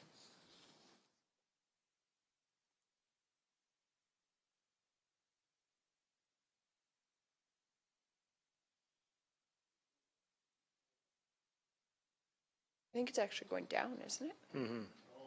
This one's going down.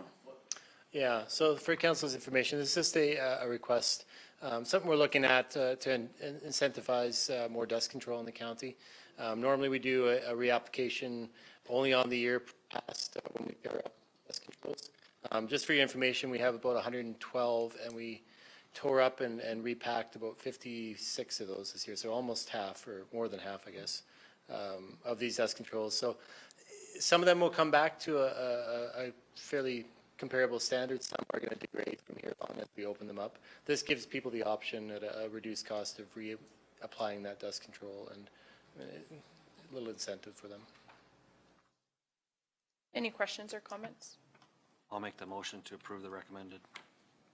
Councillor Rate. Clausen has made the motion. Any further discussion?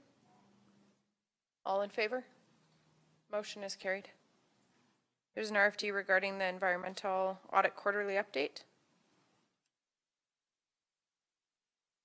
All the updates and the progress were presented in the council package. Looks like good progress is being made with several findings. The action's complete.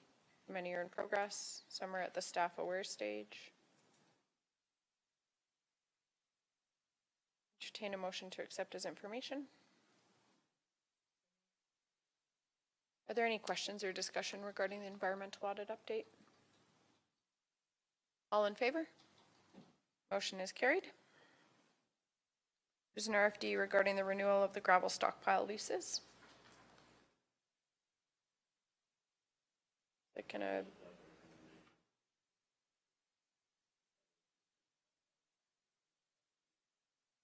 Councillor Armstrong has made the motion. Is there any questions or discussion?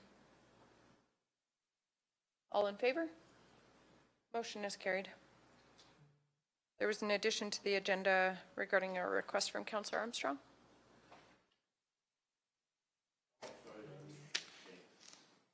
It's auction style. You got to be quick today, tonight, whatever. The 842 asked the standard call in the phone the other day, they want to know transportation of the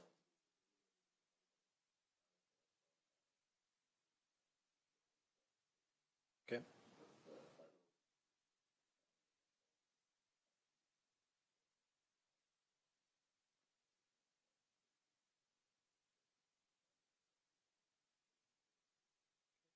Sorry, through the chair, that was beside, adjacent to which property? Standard colony, okay.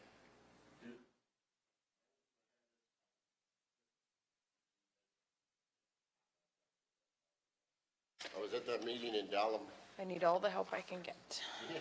I was at the meeting in Dallam, and it wasn't all the landowners there, but there was 4 or 5 that attended it for the reconstruction of 4.5 miles of pretty rough road. It's a pretty dangerous spot there. It's being redone to safety of the traveling public. There's heavy traffic on there. My question is, and I had some concerns by the residents that night, that project area that you see in 56 is on the right side, and it goes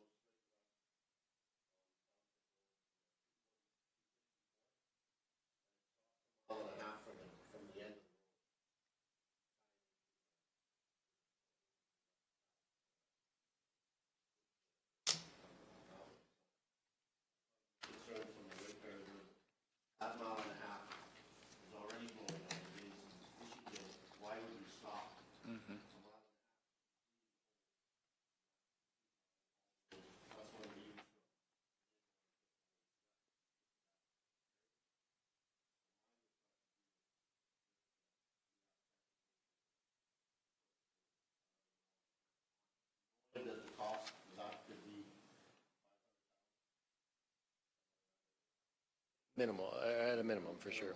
Yeah, that's through the chair, that's a fairly extensive road project we're already looking at, so it would take up majority of our year next year. One cut in the middle there where you see that little jog on the black line.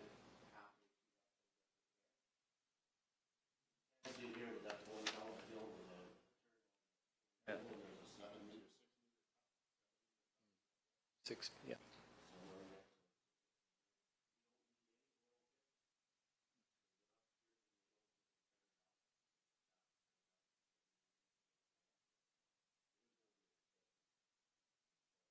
My request is that we just, if there's any way that we can.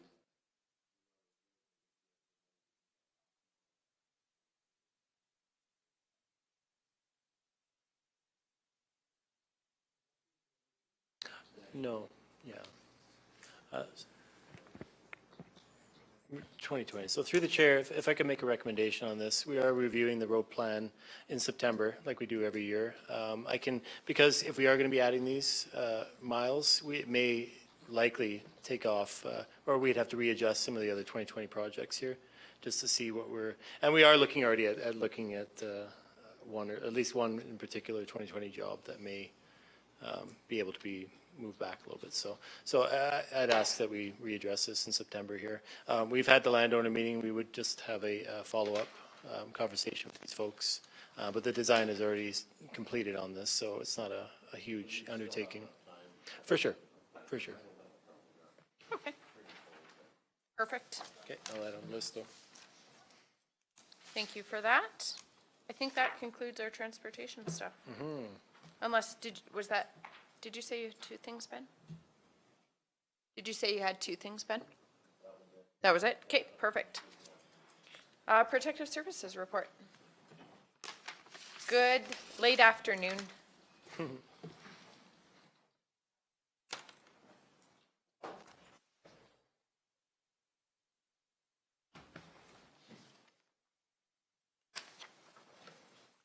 afternoon indeed. Like the Reader's Digest version, or? Sure, that'd be great. Everything's fantastic in Protective Services.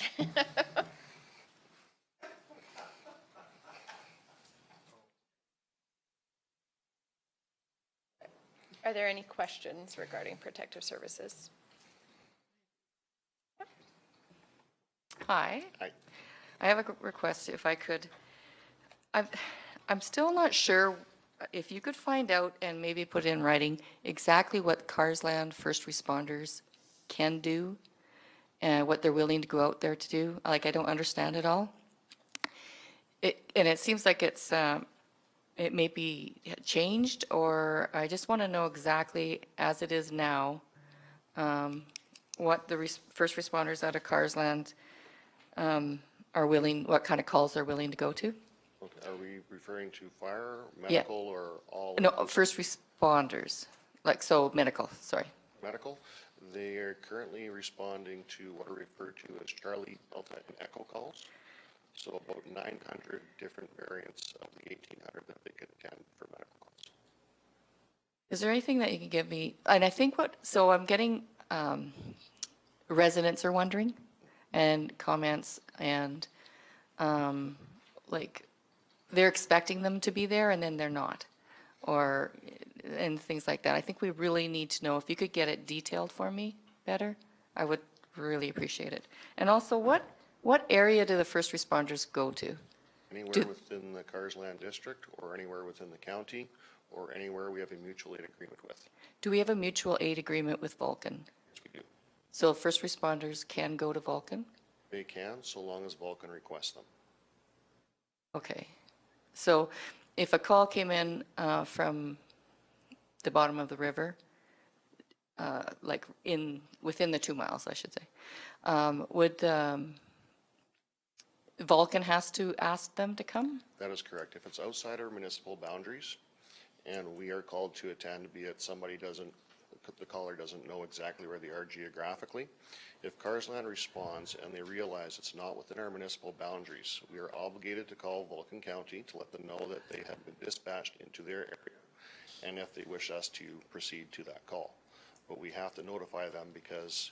Oh, we notify them? Yeah, so if we're dispatched by mistake, we have a duty of care. We must inform Vulcan, because if we start operating outside of our municipal boundaries without that authorization, we lose our WCB coverage and our liability coverage if something happens. Okay. And Carsland has been informed of all that. Okay. And so are some calls, not all calls then will go to Carsland? They're just, who would call Carsland? So if an ambulance was called, like my daughter got called, there was a problem, she lives down at the river bottom. Arrowwood arrived, actually the ambulance came and the first responders from Arrowwood arrived at the same time. So who would have got that call? Arrowwood or Carsland asked Arrowwood to go? That area, it's really kind of messy on the map, and actually I got a number of maps through GIS here, through Vulcan's GIS. We've updated Alberta Health Services with a newer, little more clear map, but that line is really shaky, particularly along that where the campground is. But that's just where Wheatland, or Vulcan County starts, right? Isn't our IDP for the 2 miles? I'm not sure how IDP is going to. Oh, that's factor not in into the that. mutual agreement? Nope, it's wherever our municipal boundaries are, that's where we respond to, because yes, Carsland Fire Department will be closer to, say, the campground, but that's not our municipal boundary, so we can't go in unless we're requested to do so. Requested by Vulcan or by the ambulance? By Vulcan. By Vulcan. Yes. That's for development issues. That's just nothing to do If there's with a development within mutual that aid. area, then we get notified back and forth, but it has nothing to do with the fire and safety. Yeah, maybe if you could just send that map to me then too. If I may, I think a good exercise would be to also have what the villages respond to, because there's a difference level. We've had that discussion before. Like sometimes a local, say Carsland or Strathmore, responds a certain level, and the villages respond to all those calls. Yeah. If my understanding of it is, I've heard. So I think it'd be great for council to know first what all those calls are, because I think, how many is there? Like 1,800. So what those calls are, what our own forces respond to versus what other forces within the county responds to. And I think that might be a good discussion actually for the fire board at some point. Yeah. And for council, because there is a difference. I really think we need to educate Yes. that to our. And there's cost associated with each, right? So Villages associations. the fire, yes, yeah, sorry. My faux pas. Any other questions regarding protective services? A motion to accept the report? Councillor Clausen has moved. All in favor? Motion is carried. There's an RFD regarding appointments to the fire board. So we're looking for 3 members of council. Just for clarification, it's my understanding that we're having a fire board to be a go-between or with the fire associations. If hypothetically, and no way do I want it to happen, if there was no fire associations, would we have a fire board? No, sir. So it's for the fire associations. Associations only, and it's for the purposes of setting budgets and capital items. Yeah, so having ascertained that, I would think it'd be appropriate for the area councilors to be on that board. That's what I'm saying. And I would like to be on that board. I have 2 fire associations in my division. And I know Jason had said he'd like to be on it too, so as 4th consideration, I'll put forth our 2 names, yeah. I would personally like to sit on the board. I've worked hard to establish a relationship with the associations and communicate well with them. There's 3. But I'm open to, I know Counselor Armstrong also has associations in his area.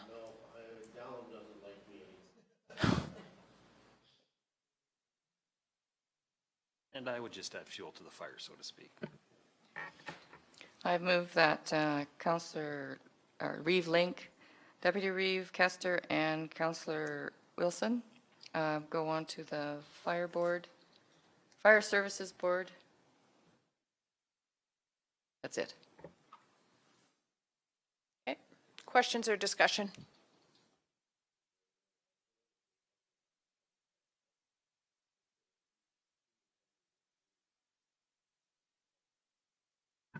I don't have the bylaw, and I can't find that bylaw on our website, so we need to get that posted. I don't know if there's a provision for an alternate on that bylaw. Do you recall? No. And it is a consensus model decision-making.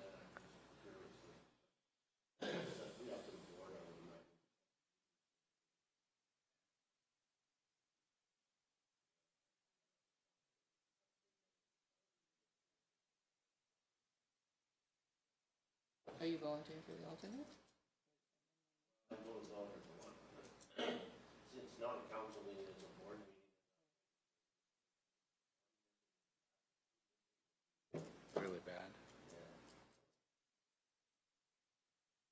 A friendly amendment to your motion to include Councillor Armstrong as an alternate. And I would add Counselor Armstrong as an alternate. Questions or further discussion? I think that's a good idea. We may have to look at the bylaw if we have to tweak the bylaw to have an alternate. I'm not sure, but we'll look at that. All in favor? Motion is carried. We have an RFD regarding a temporary road closure in Gleason.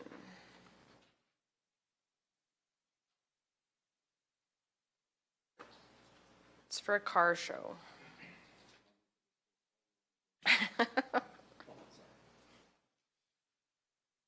Do you rescind your motion? Do you rescind your motion? Really? Oh, good, okay. I'll move that council approve a request for the temporary closure of 3rd Avenue between North Railway Avenue and Gleason Street and North Railway Street between 2nd Avenue and 3rd Avenue within the hamlet of Gleason on July 27th, 2019, between the hours of 8:30 and 1800 for a car show. And I'll invite you all to the car show. They have a big day planned in Gleason. It's going to be really fun. Yeah, you absolutely should bring two. Any questions or discussion? All in favor? Motion is carried. There's a motion or an RFD regarding the Emergency Management Coordinator for the Regional Emergency Management Plan. Do you wish to speak to this? I don't mean to rush through anything. Through the chair, it's fairly self-explanatory. All these recommendations from TSI have been given to council, and this was discussed at the open house. And we just figured this would be a good time to bring it forward as the plan is getting ready. We've got to start getting some traction going forward on this. And in discussion today / CFO, he said there was money within the emergency management budget for this position, at least for this year. Well, I have a question that I don't have a problem creating the position, but I'm wondering if you're going to wait 2 years to do a review of performance, a performance review of the program or the coordinator. If it's a program, I can see 2 years. If it's a coordinator, I can see 6 months. If you're doing a performance review, you shouldn't need 2 years to. Performance reviews on any employee would occur fairly regularly. The employee would need to pass probation as well. I realize that, but it's saying here that. I think what TSI is recommending is just that the position be, that we commit funds for 2 years, but the personnel management would still be managed as per typical county operations. It would just be a commitment to the position. So what 2 you're years. saying here with the 2-year pending review of performance, that's more of the program? Yeah, the more position. program, yeah. Okay. Now, oh, go ahead.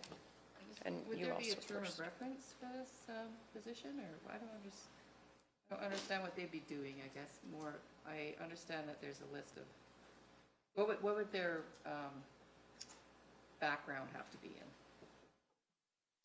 With the emergency management, it's somewhat difficult, as typically it's been a program that's been run off the side of somebody's desk, and we pay attention to it every 2 or 3 years because we have to, and then it just kind of gets buried again.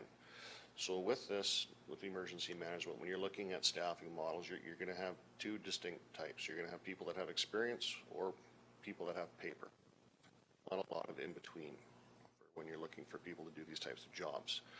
For what's being proposed by the province for emergency management, this would primarily be a lot of heavy lifting, a lot of paperwork, coordinating of training, and engaging with stakeholders within the communities.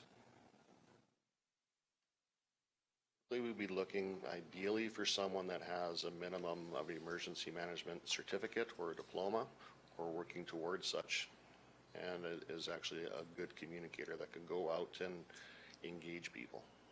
It has to be full-time. And is this hired through all the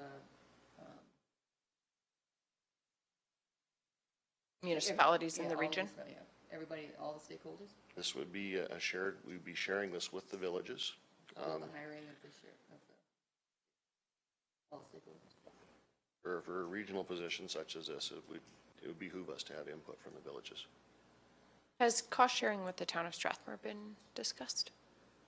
Not to my Or like all knowledge. the municipalities that are It has a been part of the discussed. region? There was a model, a funding model originally put in, and it was taken out by previous administration. Because the villages said, well, we don't have any money for this fiscal year. Moving forward, that's something that council could be discussing with other municipalities to look at a funding model, depending on how much time we're spending in the village with this position. Councillor Clausen, you had a comment earlier, sorry. So along with what you're saying, I'd like to see it in, well, at least with one of our big partners that we're working together on this, some cost sharing, and some budget implications on this and things like that, because there's really nothing really attached to it other than just asking for a position. And that concerns me. I understand we went through the document and with the understanding that that was going to come at the end of it, but we got to be able to justify that, and that's my concern. The other element that I know I raised a couple of times throughout the process of reviewing this plan is whether there could be potentially some reductions in our staffing if if the regional team is taking over some aspects of what we're currently doing as a municipality independently. So maybe what I'm hearing, would it be possible to have a business case with other additional positions? Business cases have been brought forward to council with job descriptions, budget impacts, things like that. Yes, why don't we table the motion and then get back to council with more information? That would be great. Question too. Says neighboring municipalities. That's Rockview and Nehill. Yeah. Example, or we're going to include all the neighboring municipalities? Through the chair, we would be, again, engaging with our neighbors and sharing our plans and looking at resource sharing agreements as well too. That will be part of our emergency management plan going forward. So if we lose our public works yard to a tornado, who can we call? So it's all our neighbors. So those All are of just it. examples of Just examples. So municipalities. we have numerous neighbors in other municipalities. All right, we'll table that to have more information come back to council. We'll move on to 3.4D5, animal control, the service agreement with the Village of Rocky Ford.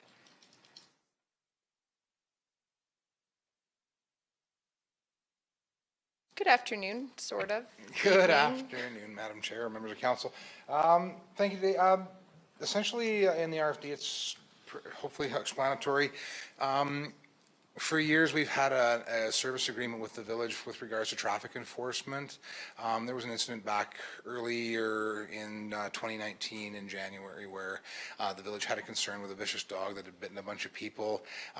They called looking for assistance, and After discussions with senior management at the time, we decided, we made the decision to do a service in kind for the village because we don't actually have an agreement with them to provide animal control services. So we took it upon, I've been in discussions with the CAO of the village as well as with Stuart, and we already have an agreement, a similar agreement with the Village of Standard for animal control services. So we just patterned it off of that and would like to enter into an agreement with the Village of Rocky Ford for such. Perfect, thank you. Does anybody have any questions?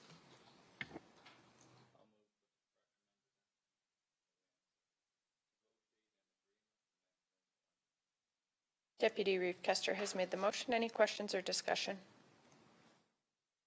All in favor? Motion is carried. There's an RFD regarding the demolition of the old Clooney Hall community site.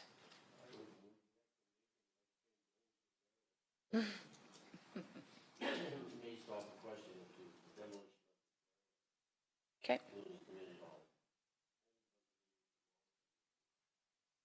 Yeah, I did have a couple of questions regarding it. It's not the current community hall. We'll be very clear that it's not the one that's in operation. Yes, it's the one with the legal description in the resolution. Exactly. To council's note as well, we are just unsure of the final cost that will be associated with that as well. So we did budget, I think it was 33,500 is in the RFD. And we were just unsure of the final cost with potential material that could be in there. So if it exceeds that, it would come back to council? No, so what we're hoping today to get a resolution. Oh, to approve the To approve the cost. demolition. Okay.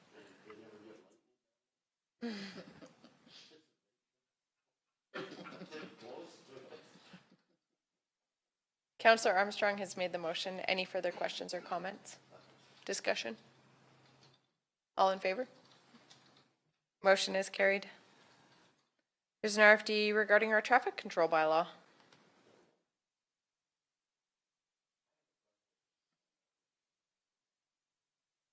Thing's gonna work now. In light of correspondence that you've gotten, and in light of the comments this morning, should we do this right now? Or just put it on the table and have a public hearing? We don't, we can go through it without a public hearing. Should we have a public hearing for it? Or just a question?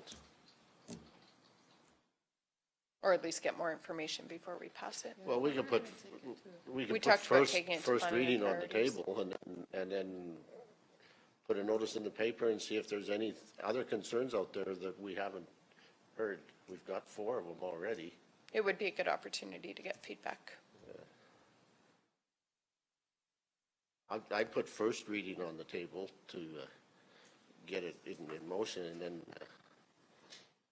but I wouldn't go for, in fact, I'd vote against this. You're not experiencing any Yeah. procedural issues with the kind of contradiction between our current bylaw and our posted speed limits? It's good we went up, because right now we can base it on the current speed limits because they're lower than what's posted. If we'd gone the other way, we would run into a procedural problem, but having said, because the speed limits have been increased, legally I believe that we would be able to support in court the current speed limits on that, yes. Thank you.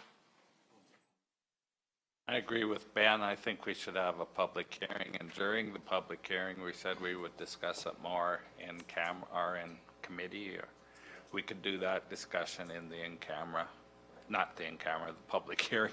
I still got a camera in the brain. We could do that part of the public hearing, and then the public hears what we're hearing. And we can get more information Yeah, that's a at good that idea. time. I So we have- support that as well. Okay. Councillor Armstrong made a motion for first reading. Any further discussion? All in favor? Then do we want a second motion to set a public hearing? Does administration feel like they could have that? Is July 16th is probably too soon to post for a public hearing? Yeah, I think so. So it would have to be August.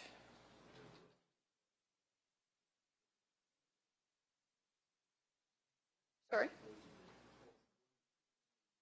I don't think we're here. Not here, well, not, August 20th, we have council. 20, Yeah. yeah. That should, does that work for administration? Does somebody want to make a motion for a public hearing for August 20th? Councillor Eichert has moved. Any discussion? All in favor? Motion is carried. Thank you for bringing that to us. We did have one piece of correspondence, a thank you letter from Strathmore District Ag Society. A motion to... accept his information. Deputy Reeve Kester has moved to accept his information. Any questions? All in favor? Motion is carried. Through the chair as well, I believe there was one issue outstanding today. It's the Symbiotic Envirotech. Oh, right, yes. I was thinking, and I know, talked to Scott about this water license, and we're in the process. And after hearing Elizabeth talk today, and using it for irrigation, that could alleviate some of the concerns of this inner basin if we did get the water different change. But I'm thinking, I don't have enough information yet what a lagoon will cost and what the Symbiotic thing will cost, operating costs. Elizabeth had a chart, but I would far sooner have Mike prepare one for us, like the operational costs, purchasing costs, if there's any grants available out there. Yeah, by August meeting, would that be okay? Or, because I don't know if we've been approved yet for the lagoon yet either.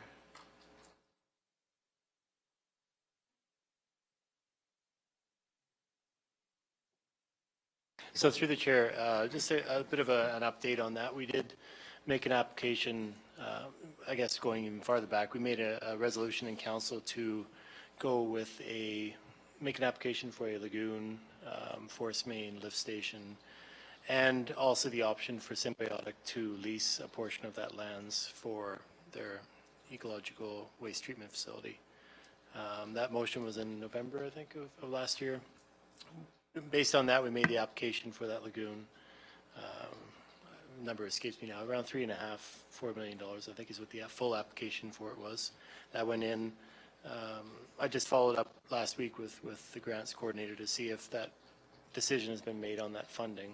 And I haven't heard back yet, so I was hoping by the end of today. But regardless, the application is in right now.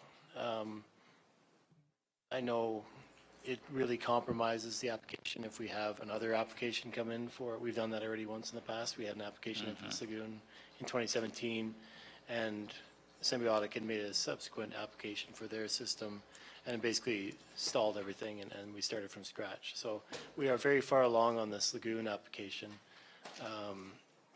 I do have correspondence.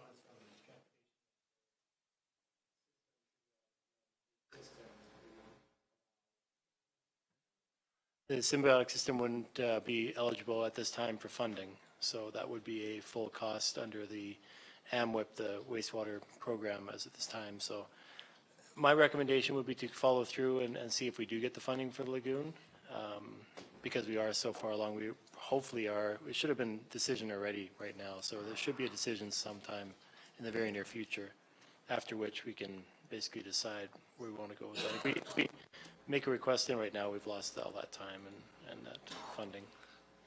I got a funny feeling in my gut that they're lolling on our application approval because they're also aware of the other issue. Is there anybody you can have an off-the-record chat with, or? Yeah, for sure. I think for as far as the residents are in Rosebud, if they can, they would take the Symbiotic, but they're tired of waiting.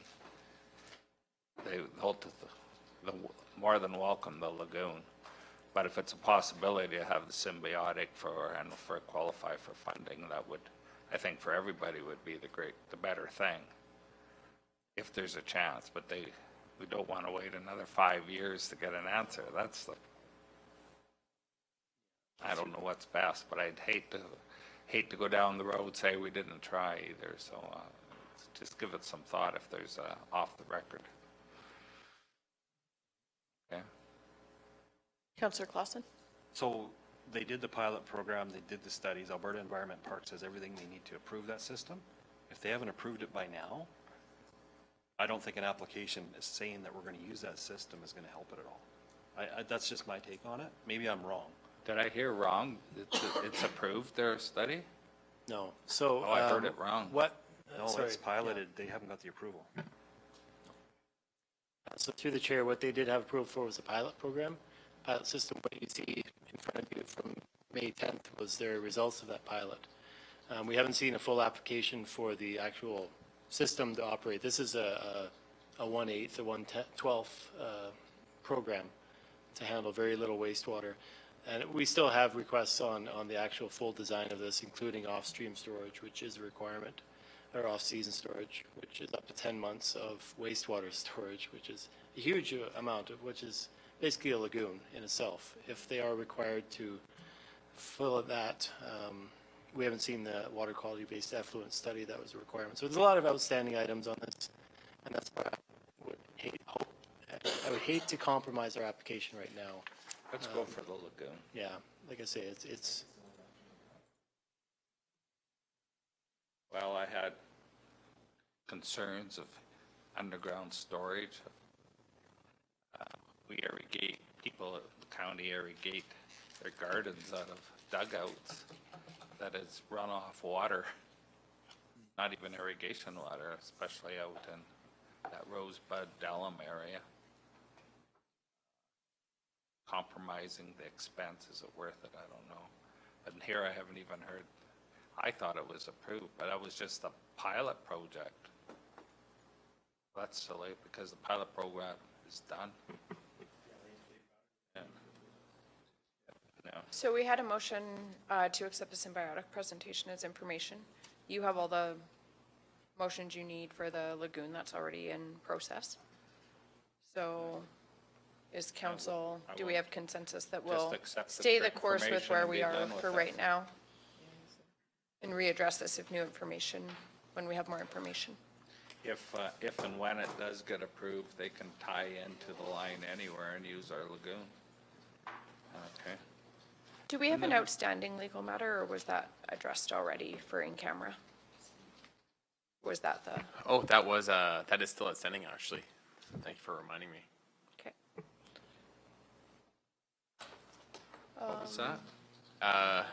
We have a legal matter in Yeah, camera. there was one outstanding. So if we could have a motion to move in camera. I think Councillor Armstrong made that motion. All in favor? Opposed? Motion carried. Sort of. Moved out of camera. Councillor Eichert moved out of camera. All in favor? Motion carried. We had a presentation on investment policy. I would like staff to comfortable just hiring an outfit to do our investment policy. I am interested in what others do. We have a request for investment purposes and why, and we get definite costs and stuff, but I think that we definitely. Are you making that motion? Yes.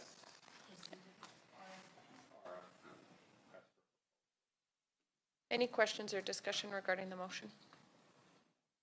All in favor? Motion is carried. Now a motion. All in favor? Motion carried.